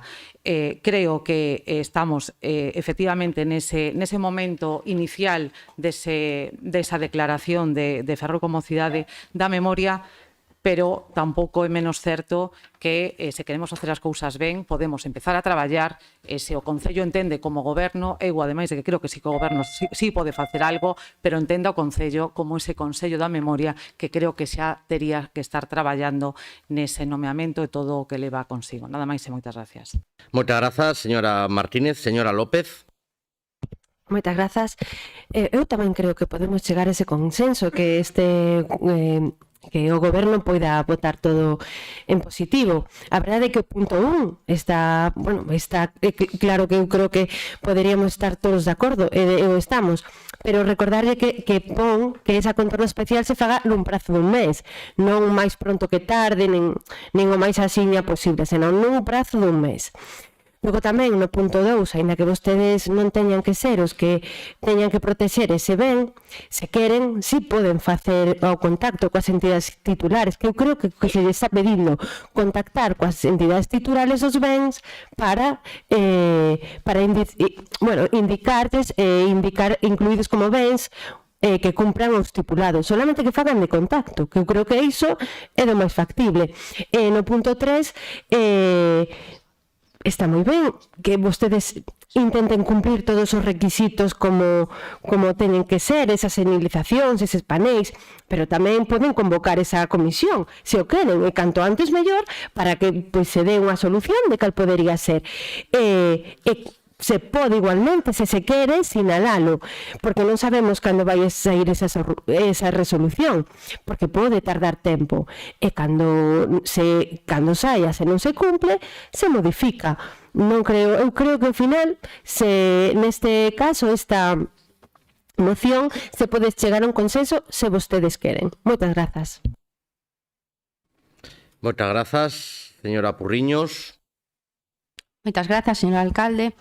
Bueno, concordamos, sí que é certo de que esa lei está en proceso, pero iso non quita, como ben comentaba a compañeira María, de que pode haber ese primeiro contacto. Está moi ben valorar que sería outro organismo, a Secretaría de Estado, que faiga ese traballo, pero sí que é certo que nese boletín do Estado, desa resolución 4 de novembro, o punto 4 e 5 é moi claro con respecto á obriga que ten de garantizar a perdurabilidade, identificación, explicación, sinalización adecuada, pon tamén que ten que ter unhas medidas de difusión e interpretación moi concretas, e xustamente nese boletín si aparece o Instituto de Canido e a Igrexa San Rosendo. É dicir, que sí que temos que empezar a falar, tomar ese contacto, as medidas que consideremos para que, tal como se inclúe neste boletín, sexan tamén en consideración xunto co memorial e poder facer o camiño e ter en conta esa lei o proceso da mellor maneira posible. Nos entendemos que vostede fale do Consello Municipal de Memoria. Creo que o órgano mellor que pode representar todo o que hoxe estamos falando aquí. Sí que é verdad que por eso non é de menos recibo de que ditas asociacións que xa meteron por rexistro o 5 de decembro un escrito fronte este de abandono, pois queran ser hoxe que non sexamos esa voz de pleno e de traer aquí a importancia que ten, máis que nada porque ese Consello non se convocou. Entonces, evidentemente, tamén pode ser unha canle que nos temos que utilizar e que a ciudadanía ten que utilizar. E xa que falamos do Consello Municipal da Memoria, que tanta importancia ten, tanta escoita, de aí salen decisións, sí que me gustaría falar e poñer en valor outro consello que é o da muller, que falando deste tema, xustamente moi ben ha caído esa praza Amada García. Entón, creo que hai que felicitar a familia de Amada García, especialmente a súa neta, por conseguir esa xustiza social que Amada merece con esa anulación de condena, e aproveitar que, por favor, se volva a ter en consideración, se escoite o Consello da Muller, por unha vez esa praza teña o nome que ten que ter, que é Praza Amada García. Grazas. Moitas grazas, señor Ponte. Bueno, pois sigo ratificándome no que dicen antes. O primeiro punto está claro. Os outros dous puntos, pois, eu digolle que convén esperar o que nos diga o goberno, o que nos diga a Secretaría Xeral do que sea, non? De Memoria Democrática, porque tivemos unha petición fai uns días concreta de que tiñamos que mandar quen era o propietario da Casa Concepción Arenal e quen era unha nota de quen era o propietario da casa onde foi asesinado Moncho Reboiras. Unha cousa que estamos tramitando, o sea, cousas puntuales. Non nos dixeron nada de Canido, non nos dixeron nada do IES de Canido nin da Iglesia de San Rosendo. Tan pronto nos lo digan, émolo indudablemente. Eu creo que realmente, o sea, non é que nos opoñamos, é que queremos ir facendo as cousas a medida que se vayan presentando.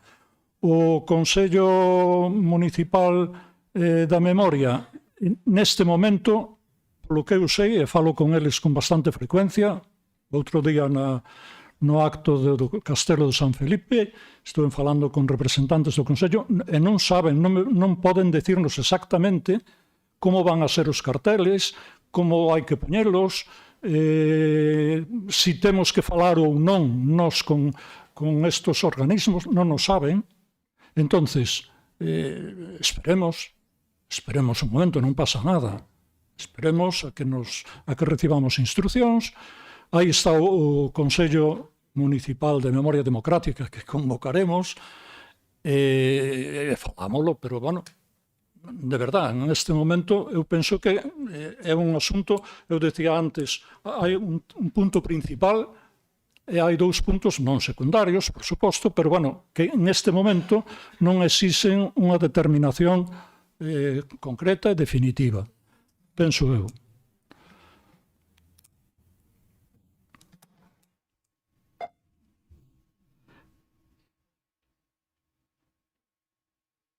Moitas grazas, señor Ponte. Vamos ao turno de peche. Hai unha oferta de transacción.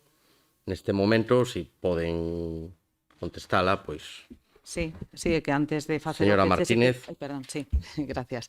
Eu, o que nos gustaría saber exactamente, a ver, nos consideramos que o primeiro entendemos que quedaría igual, entendemos que o terceiro non ten por que modificarse, porque o terceiro nada ten que ver coa declaración de Ferrol como lugar da memoria, porque pode ser perfectamente compatible desenvolver actividades didácticas e divulgativas, e o que nos gustaría saber é o punto 2 como propoñen vostedes que quedaría. Porque non nos quedou claro, non? Non temos moi claro como... Sí, señor Ponte, o que se refiren é a redacción exacta que propón. A redacción exacta que propoñen é que agardemos a entrar en contacto con estes edificios, con estes bens que non son municipales, cando nos manden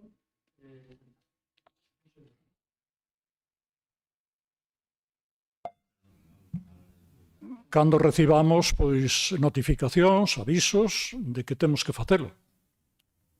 Simplemente.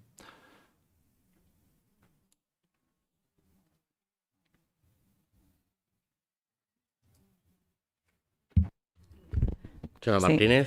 Nada, non, pois deixamos a moción como está, e non sei se xa se podo falar un minuto ou xa... Podo. Bueno, pois queda a moción como está.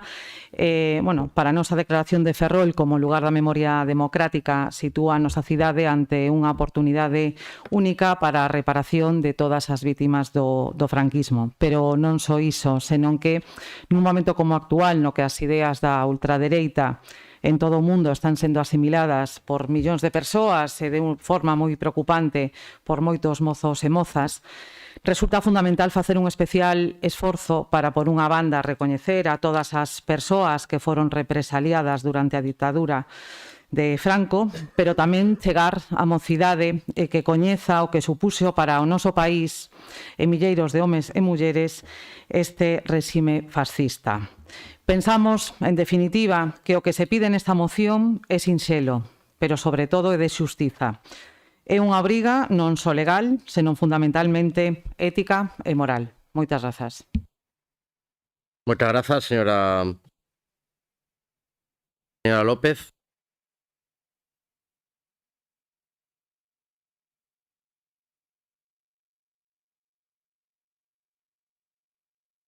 Punto, se lles parece o 1 e o 2 e 3, verdad? Punto 1, votos a favor. Aprobado por unanimidade. Puntos 2 e 3, votos a favor. Votos en contra. Rexeitados por 13 votos en contra e 12 a favor. Pasamos á seguinte moción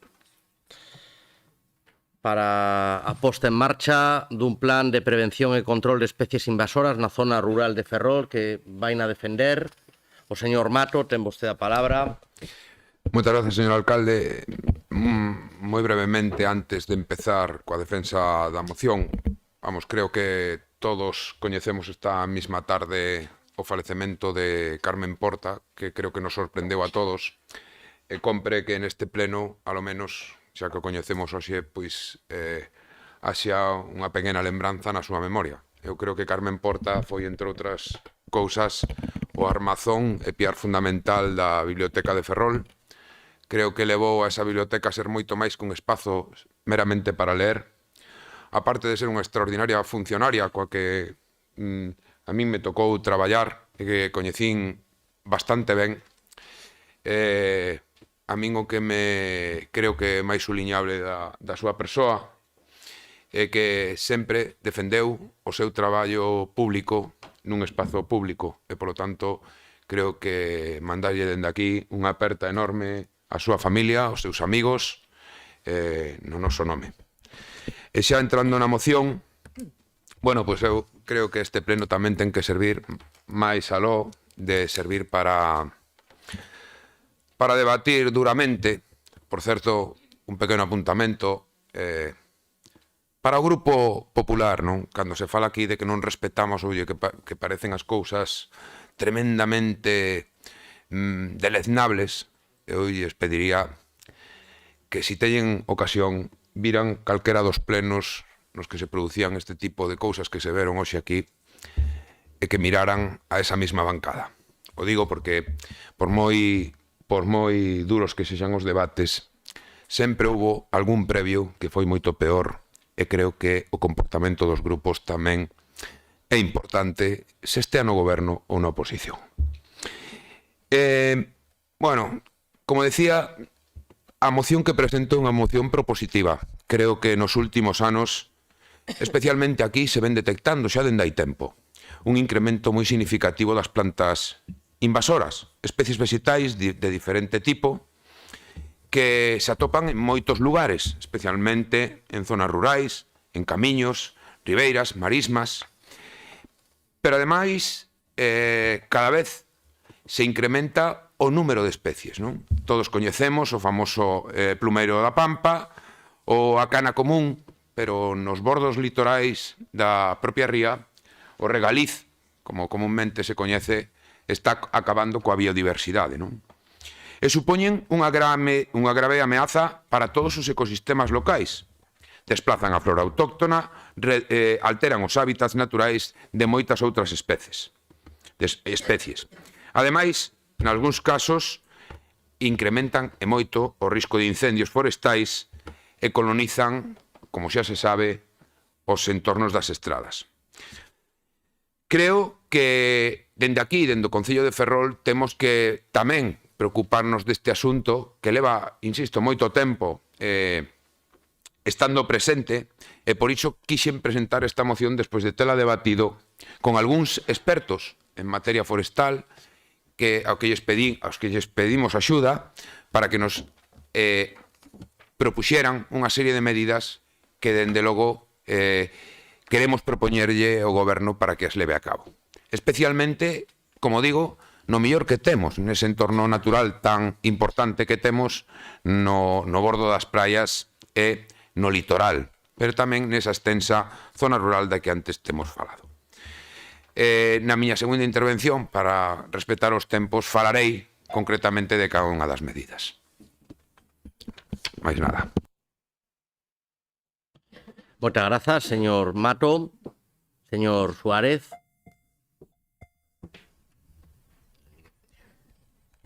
Moitas grazas. Bueno, en común anunciar o noso voto favorable á moción. É verdade que este é un problema que vén de moitos anos atrás, que se está recrudecendo. Baste pasar polo Boial, por exemplo, ademais das zonas costeras que mencionaba o señor Mato, para ver como a erva da Pampas é algo que forma parte da paisaxe do noso concello. Logo, pues, aproveitando esta moción, dicir que nos parece un pouco errática as podas que están a desenvolver no concello. Poñamos por caso, aproveito, a feita na avenida de Santa Mariña, en esas árbores, que sí que nos gustaría ter acceso a ese informe, onde logo de anos tratando de preservar esa masa arbórea, de repente pues, desaparece de un día para outro, deixándoa nun estado de difícil recuperación. Non sei se calquera petición veciñal é atendida, se dá igual o criterio técnico ao respecto, ou é que algo que fastidiaba especialmente a algún membro do goberno. Non sei ben certo que cal é o motivo. Pero bueno, sen apartarme da moción, dicir que é certo que, ainda que non é unha moción de pleno combate político, sí que é un problema que estamos a sufrir no Concello que require de medidas específicas, polo tanto, o noso voto a favor. Moitas grazas, señor Suárez. Señor Montero. Grazas, señor alcalde.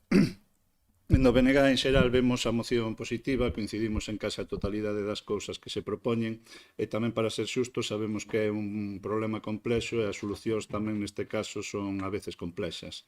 Mais é verdade que dende este Concello e dende a Xunta de Galicia o desleixo é absoluto. Non se fai nada neste sentido. Moitas destas especies invasoras propáganse con facilidade e non entenden de límites polo que duns concellos pasan a outros. A Xunta debera de ser a que se preocupara de ter unha política de erradicación conxunta en todo o país, mas a verdade é que nin esta nin se lle espera. Polo tanto, deberase tomar en serio por este concello e actuar neste sentido. Medidas como que se fixera a nivel da mancomunidade, no seu conxunto, sen dúbida, daría resultados mellores, mas é complexo que o alcalde de Ferrol poida levar nada cando non fai o mínimo esforzo neste concello. Nós creemos que se elabora un inventario como di a moción dos principais focos de especies invasoras, nós o que sí queremos aí é que se debería de incluir a todo o concello, non só a zona rural, pola facilidade con que se propagan, non? Todos podemos ver, por exemplo, plumeiros en zonas máis urbanas, como pode ser a zona do Bertón. Tamén entendemos que se deberá completar con axudas a particulares, tanto no que ten que ver coa información como na axuda a contratar a persoal especializado para erradicar en parcelas privadas. Dende o BNG votamos de menos incluir o eucalipto como especie invasora e cando menos erradicar dos terreos municipais, como xa se ten comentado moitas veces neste concello, e siga habendo en terreos onde ten competencias o concello, sigue tendo eucaliptos. Nada máis e grazas. Moitas grazas.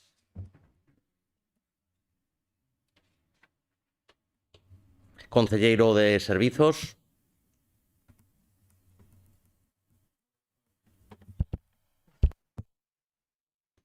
Moitas gracias, señor alcalde. Nosotros tamén estamos a favor desta moción, xa estamos traballando nelo tamén. Aquí fala de uns puntos moi concretos, que fala de elaborar un inventario e mapeo dos principais focos de especies e tal. Nosotros xa estamos traballando no que concerne no plego de xardís, xa contempla nas zonas que temos contratadas de xardís, pero quedan ao marxen moitas, a zona rural, nas beiras rúas, na costa, todo por aí. Pero tamén temos que traballar, como tamén dice aquí a moción, moi ben, coa Xunta de Galicia, que é a responsable desta materia, para desenvolver actuacións pilotos nas parroquias do rural, priorizando focos de tal, impulsar xornadas de divulgación e sensibilidade veciñal, ofrecer formación específica aos agricultores, gandeiros e comunidades de montes, establecer mecanismos de coordinación coa Xunta de Galicia, promover vegetacións activas para erradicar esas especies, desaconsellar o ornamental de especies catalogadas como invasoras ou fomentar a sustitución por especies nativas nos xardíns dos espacios verdes. En fin, estamos de acordo con esta moción e vamos a votar a favor. Moitas grazas, señor Mato. Bueno, pois nada, prácticamente o concelleiro de servizos, pois me alegrame saber que está a traballar neste asunto, me alegro de poder facer algo constructivo neste pleno entre todos e que vaya, como me pareceu entender, por unanimidade, simplemente suliñar que a biodiversidade no noso entorno, tanto no rural como no urbano, creo que en ningún punto non. Especificamente falábamos do rural porque o rural, bueno, pois ten maior extensión no noso concello que o urbano, pero en xeral creo que este tema hai que poñelo en valor. Creo que é importante xa non solamente traballar dende aquí, sino tamén falar co resto das administracións que están involucradas en moitos casos, pois costas do Estado, en moitos casos a propia Xunta de Galicia, que todas as administracións saiban que nos bordos das estradas, antes se falaba do Bertón, pero tamén no Boial, incluso na propia Trincheira, pois aparecen especies invasoras, pero é especialmente preocupante, como dicía, por exemplo, o que está a pasar co toxo na propia entrada da ría, non? Todos eses montes, xa non na nosa zona, sino na zona de Ares e Mugardos, prácticamente está a desaparecer, e, polo tanto, eu creo que este tema hai que tomalo coa importancia que ten. Creo que debemos de dar un paso adiante, cara adiante, para intentar que de algún xeito pois se continúen a facer traballos deste estilo. A mí me consta que o propio Ministerio en algunha das súas actuacións no entorno da praia de Esmelle fixo algún traballo, pero creo que temos que seguir insistindo porque en realidade, se queremos preservar o noso litoral nas condicións que temos, esa biodiversidade, digamos a nosa propia paisaxe, creo que en xeral ese traballo hai no que empezar a facer. Reitero o meu agradecemento ao resto de grupos e agardo que en breve pois o goberno nos dé algunha información. Mais nada, moitas grazas.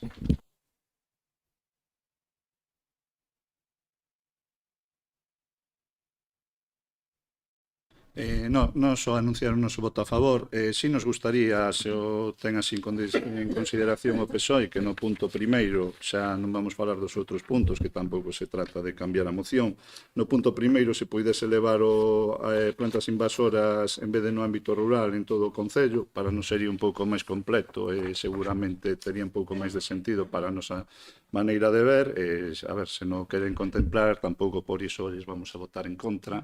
E dicirle ao señor Tomé que fala de especies nativas, de especies nativas acaban de anunciar, ten árbores que iban plantar aí no Boulevard das Pías, creo que polo nativo pouco apostan, Nada máis e grazas.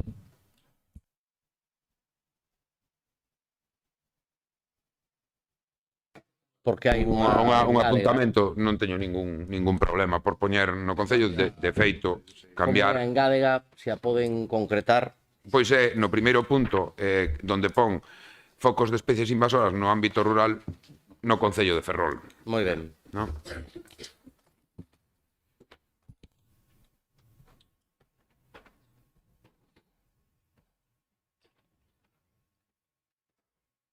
Votamos, votos a favor.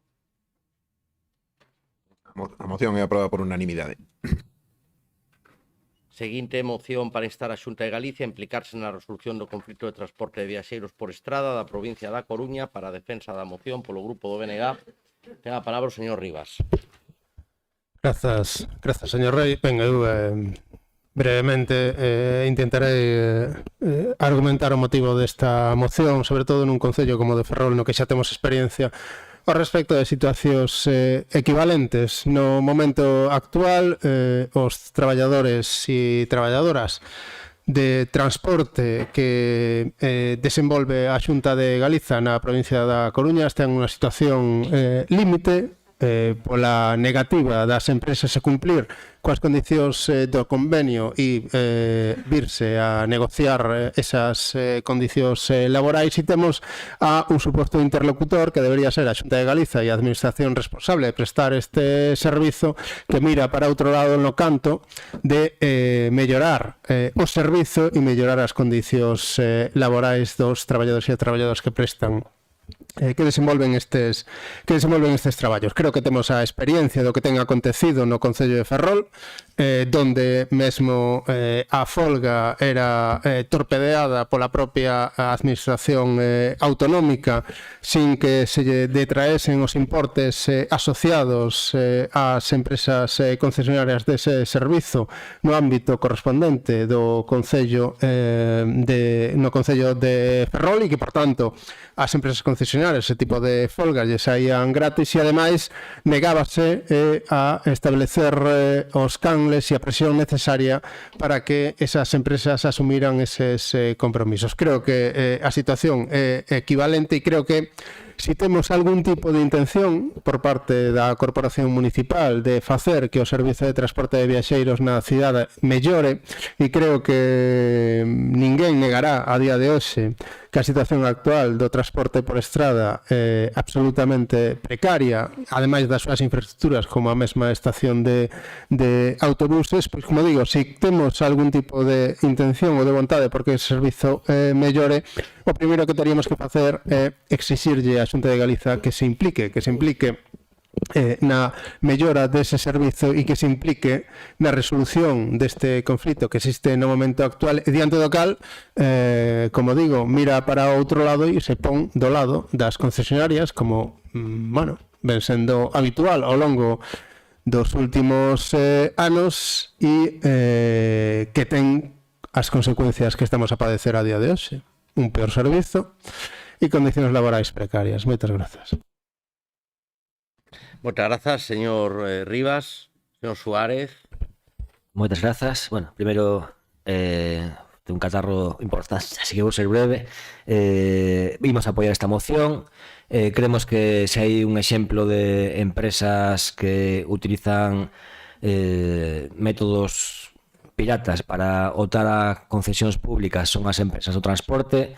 Non só iso, senón que ademais de crear UTEs ficticias e outro tipo de prácticas bastante ilexítimas, denigran e maltratan a todo o persoal que traballa ao seu servizo, con ameazas de despido ante calquera circunstancia de protesta, e que ante esta situación e ante a folga dos traballadores, o que sí que non se pode é dicir que é unha cuestión, como se dixo na Comisión de Urbanismo e Mobilidade, que é unha cuestión de empresa e traballadores. Creo que as administracións públicas deben velar porque se cumpra un servizo esencial, facer esa labor de intermediación e, ademais, ser conscientes do problema cidadá que está a supor. Non sei se len os medios de comunicación, creo que sí, pero hai moita xente que tivo que deixar mesmo o seu posto de traballo debido a esta folga. Non se pode escudar un e que é responsabilizar, ainda por riba, os traballadores desta circunstancia. Creemos que se debe instar a aqueles que consumen cantidades importantes de recursos públicos para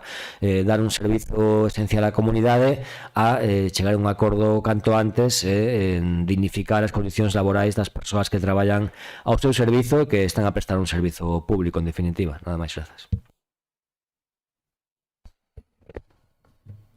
Moitas grazas, señor Suárez. Señor Mato. Moitas grazas, señor alcalde. Bueno, pois creo que compre falar de un asunto que evidentemente pois é o que é.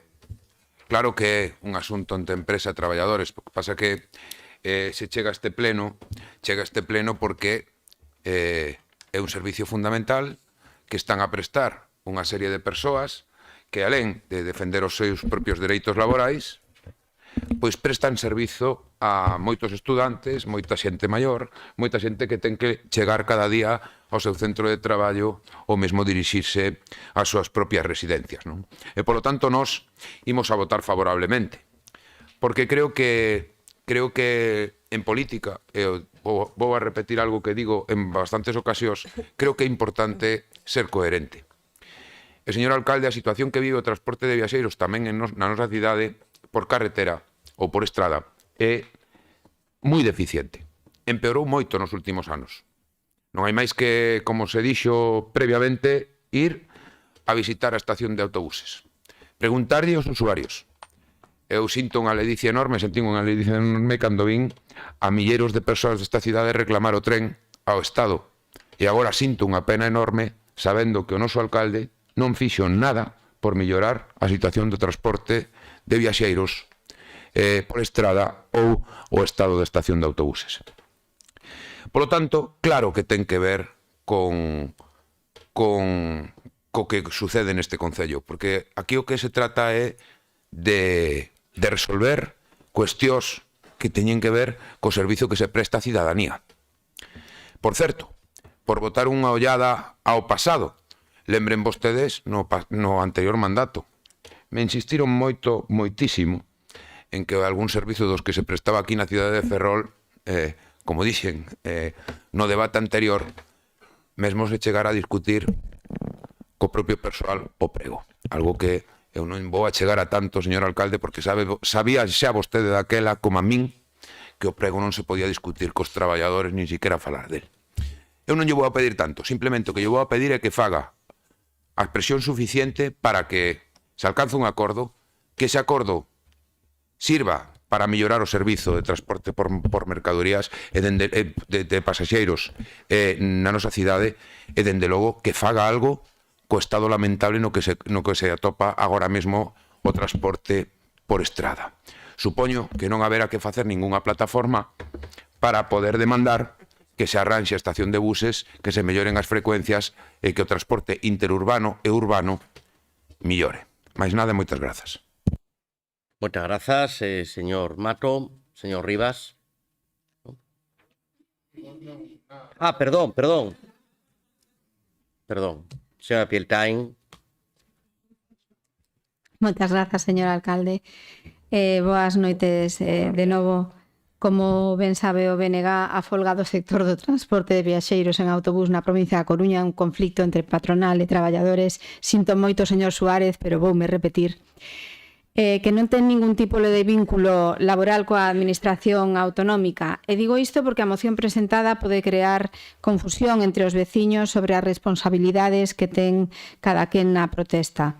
Como vostedes ben saben, a responsabilidade da Xunta de Galicia neste tema foi cumprida en tempo e forma e foi publicar no DOGA os servicios mínimos e solicitar a delegación do Goberno a presenza das forzas e corpos de seguridade para garantir o cumprimento destes servicios mínimos. Lamentablemente, os servicios mínimos non están a cumprirse e digo lamentablemente porque do mesmo modo que os traballadores teñen dereito a convocar e secundar a folga, os usuarios do transporte público tamén teñen dereito a dispoñer dun servicio de transporte que garanta a súa mobilidade incluso nas xornadas de folga, porque a todos está afectándonos. Nesta liña, a Administración Autonómica advertiu reiteradamente ás empresas das súas obrigas de prestación de servicios. Ademais, hai que salientar que a Xunta ten a disposición das partes implicadas neste conflicto a capacidade mediadora do Consello Galego de Relacións Laborais, que xa auspiciou varias xuntanzas, aínda que sen ter éxito ata o momento. Dende o primeiro momento do conflicto, a Xunta mantívose activa, apelando a que ambas partes avanzasen na negociación, con vontade de diálogo para que cheguen canto antes a un acordo. Pouco máis que ofrecer a mediación a través do Consello Galego de Relacións Laborais pode facerse dende o Goberno Autonómico para mediar nun conflicto entre patronal e traballadores, que son os que teñen que chegar a un acordo. Sen embargo, estamos de acordo en que é necesario meter presión para que este acordo chegue canto antes e por iso imos solicitar a votación por puntos. Moitas grazas. Agora sí, señor Rivas. Grazas, señor Rei. Bueno, non teño claro se vostedes teñen algo que ver, se non teñen nada que ver, porque queren meter presión, pero ao mesmo tempo nos dicen que vostedes non teñen nada que ver en isto e que é un conflicto entre persoal e traballadores e traballadoras e a realidade é que o transporte público é un servizo público. Eu xa sei que para vostedes a palabra público é unha palabra que non forma parte do seu dicionario, pero para que o saiban, quere decir que as institucións teñen obriga de prestación dese servizo. Que vostedes teñan privatizado todo o privatizable e que a consecuencia diso sexa a precarización laboral e o empeoramento dos servizos, do cal somos ou padecemos todos e todas en esta cidade de maneira recurrente, non implica que vostedes, como responsables das institucións que teñen que asumir a prestación destes servizos, teñan que mirar para outro lado, porque si este fora o argumento, un concello como o Concello de Ferrol podería facer caso omiso do feito de que nesta cidade non se recollera o lixo porque houbera unha folga de traballadores no servizo de recollida do lixo. Polo seu argumento, no Concello de Ferrol podería estar os edificios públicos todos pechados si en algún momento algún colectivo se lle ocurrise facer unha folga polas súas condicións laborais. E a cuestión é que posiblemente isto non este moi lonxe de acontecer, como está a acontecer cos conflictos laborais que xa estamos vindo neste pleno, en concreto respecto do Servizo de Extinción de Incendios, e diante do cal o goberno local desta cidade nega que haxa ningún tipo de problemática, como neva alegando que exista ningún tipo de problemática respecto á prestación do servizo de transporte público non só na cidade de Ferrol, sino na provincia neste caso na provincia da Coruña.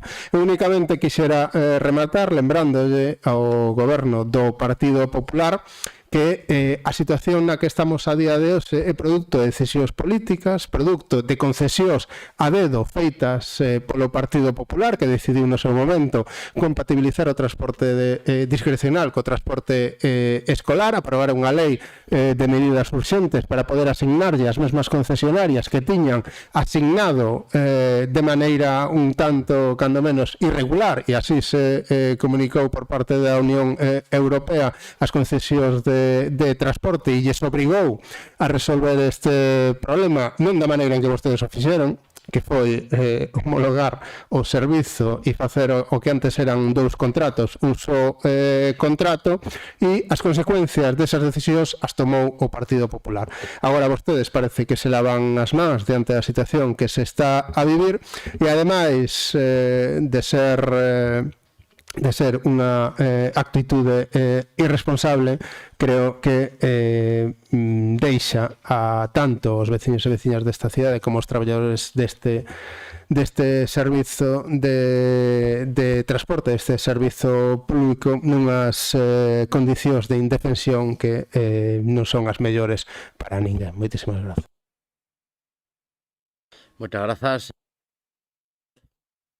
Sí, moi brevemente. Bueno, eu lamento que insista nesa cuestión que dixo na comisión, con un tema únicamente entre empresa e traballadores. Creo que denota que descoñece o que é exercer o dereito a folga. Non sei se tivo algunha vez que facer uso dese dereito, pero asegurolle que non é prato de bo gusto, que non están de piquetes informativos no sede de Monbús toda a tarde a intemperie por gusto, que é desesperante ver como tes enfrente unha patronal que non se digna nin a sentarse, que ves como o teu salario merma mes a mes por un dereito que estás exercendo en reivindicación de melloras salariais, e creo que frivolizar con iso ou dicir que están impedindo servicios mínimos, etcétera, creo que demonizar a esas persoas que están intentando que se dignifiquen as súas condicións laborais non é de recibo, pero bueno, entendo que máis descoñecemento que intencionalidade.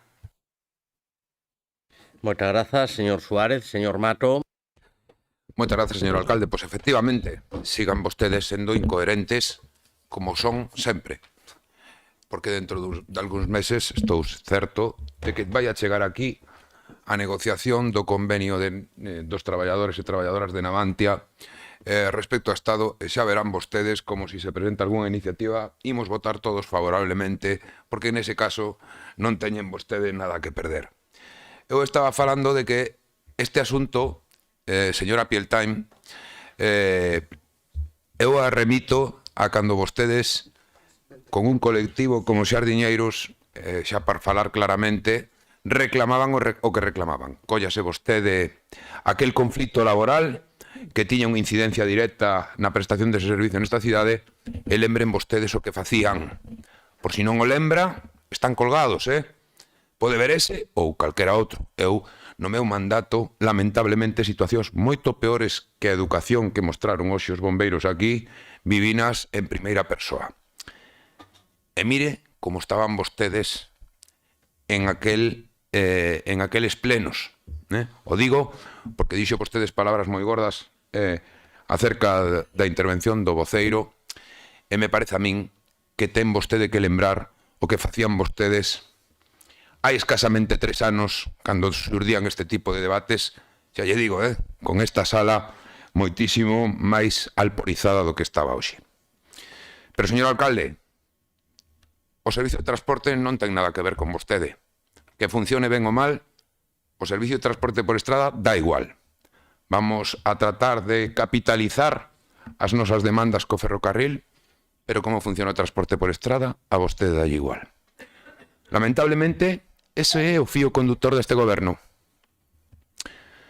Cando hai un problema cos bombeiros, atende outro. Bueno, pois eu creo que eso pode servir algún tempo, pero non vai a servir sempre. Mais nada, moitas grazas. Moitas grazas, señor Mato. Señora Pieltain. Moitas grazas, señor alcalde. Señor Rivas, o resume de todo o que dixen é que o que queremos é que o acordo chegue canto antes polo ben de todos. E, por certo, na súa segunda intervención, como sempre, vaise polas ramas e mezcla churrasco merinas. Señor Suárez, non frivolizo. Digo que o mesmo dereito que teñen os traballadores a ir á folga o teñen todos os veciños de Ferrol a coller o autobús. Simplemente digo iso. E, señor Mato, gracias, de verdade que mirarei algún dos plenos, aínda que solamente sexa para que me sirva de consuelo, pero que fagan os demais non xustifica que se me falte o respeto a min. Se os demais o faltan, eu non o fago e pido o mesmo trato. Grazas. Moitas grazas, señora Pieltain. Breve turno de peche, señor Rivas. Gracias, señor Rey. Señora Peltain, eso faltaría que non quixesen que se resolvese o conflicto. Pero bueno, todo chegará. Todo chegará, porque a actitude que teñen cada vez evidencia que van máis en contra de o que son as maiorías sociais e defenden as grandes empresas por riba de calquer tipo de argumento. En calquera caso, invítolles a que cando menos reflexionen sobre os argumentos que dan este pleno municipal e que cando menos fagan mínimamente o seu traballo como goberno local ao servizo da veciñanza de Ferrol. Por último, decir que non hai problema, poden vostedes votar a favor dos puntos ou do punto que consideren oportuno e podemos facer a votación por puntos sin ningún tipo de problema. Pois votamos por puntos. Punto 1, votos a favor. Votos a favor. Este sí, ¿no?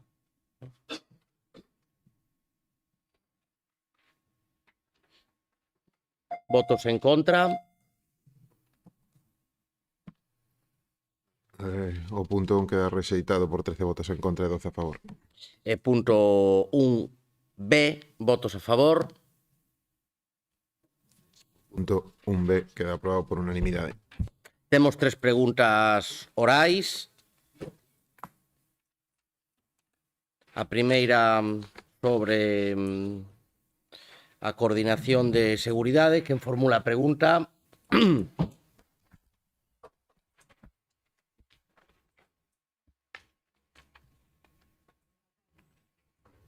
Sí, un segundo. Señor Costolla, ten vostede a palabra. Sí, pois moi boa tarde. Pois nada, é unha pregunta que amosa unha proba máis do desprecio máis absoluto que ten este goberno con respecto á seguridade da nosa veciñanza. Porque, mire, despois da xubilación do coordinador de seguridade no pasado mes de decembro, no Concello de Ferrol non hai ningunha persoa encargada de realizar esas funcións de vital importancia para a cidadanía, tal e como se viñan facendo nos últimos 10 anos. Son actividades como para revisión, inspección de alertas meteorolóxicas, de eventos como Entroido, Semana Santa, o Nadal, coordinación na temporada de playas, inspección de atraccións, inspección de eventos como a Feira Medieval, Pepitas, todos os eventos deportivos, as festas nos barrios, as festas de Ferrol, incluso se estaba levando o control dos traballos realizados por penados. De feito, nin na última cabalgata de Reis nin as recentes alertas meteorolóxicas estiveron supervisadas por ningún coordinador de seguridade municipal. Ante esta situación, co evento do Entroido nas próximas semanas, así como a Semana Santa, e considerando tamén a posibilidade de calquera tipo de emerxencia que pudera suceder, preguntamos cando vai nomear o Goberno algunha persona para que se ocupe destas importantísimas funcións de coordinación de seguridade no Concello de Ferrol. Gracias. Moitas grazas, señor Costolla. Dalle contestación á concelleira de Seguridade. Moitas grazas, señor alcalde. Pois, unha vez que entrou en vigor a RPT, nomearemos o antes posible ao coordinador de seguridade, figura que, por certo, figura por primeira vez nunha RPT. Gracias. Moitas grazas. Agora, sobre augas residuais, que formelo a pregunta, señor Mato. Bueno, non exactamente, señor alcalde, sino coa nova que tivemos estes días en relación coa aparición de unha cantidade importantísima de toallitas entre as redes de diferentes barcos que estiveron a faenar na contorna da nosa ría. Concretamente, enterámonos a través da denuncia dunha entidade ecoloxista. Por lo tanto, queremos saber si se vai a abrir algunha investigación formal para determinar efectivamente se eso procede por parte da propia nosa depuradora que xestiona Mafesa, xa que está moi perto do Cabo Prioriño, ou apareceron moi perto do Cabo Prioriño, e que protocolos se están aplicando ante la constatación desa presencia. Concretamente, a pregunta o que di é que actuacións realizou ou ten previsto realizar este Concello e as entidades competentes para esclarecer as causas da aparición masiva de toallitas higiénicas e outros residuos frente á estación depuradora de augas residuais, que, según a Confraría de Pescadores de Ferrol, ven afectando de forma continua a zona antes das Navidades de 2025. Mais nada, moitas grazas. Moitas grazas. Dalle contestación ao concelleiro de Servicios. Si se ordenou unha investigación por medio de Mafesa de acordo coa Cofradía de Pescadores e se siguen facendo as analíticas periódicas, os informes técnicos por medio de Mafesa que son revisados por Aguas de Galicia. Moitas grazas. E a terceira sobre a Rúa da Igrexa. Señor Reina. Sí, moitas gracias. Moi brevemente, a verdade é que non vamos a admitir que se fale de faltas de respeto, porque o que non pode ser é que cando o goberno intervén atiza sin piedad e cando falamos dende a oposición estamos faltando ao respeto. Indo á pregunta, señor alcalde, cando vostede chegou á alcaldía, a obra da Rúa da Igrexa atopábase en execución. Dende que empezouse a falar da obra, o Grupo Popular amosou o seu rexeitamento sobre a execución da mesma.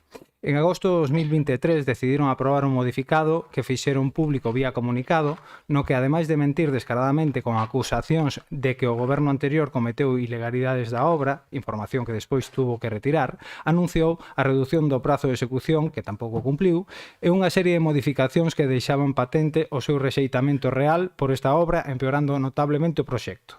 Dentro destas modificacións, ademais de reducir o número de árbores, creaba unha especie de carga e descarga ao lado do Jofre, que despois dun ano solicitando informe de policía non había informe. A pesar de que lle advertimos en numerosas ocasións en público e en privado que eso era unha chapuza e un perigo, vostedes decidiron poñelo en funcionamento 8 meses despois da apertura da obra, a pesar de que non había tamaño suficiente e que se estaban producindo accidentes e danos para os vehículos.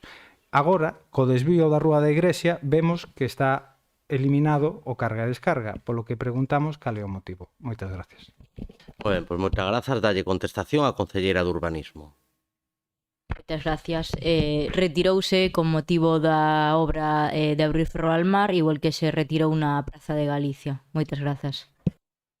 Rematado a orde do día, bueno, xusto antes sí que quería eu tamén lembrar a Carmen Porta, coa que traballamos moitos integrantes da corporación, que descanse en paz, co recordo hacia ela polo seu magnífico traballo nas bibliotecas municipais. Levantamos a sesión. Moitas grazas a todos e a todas.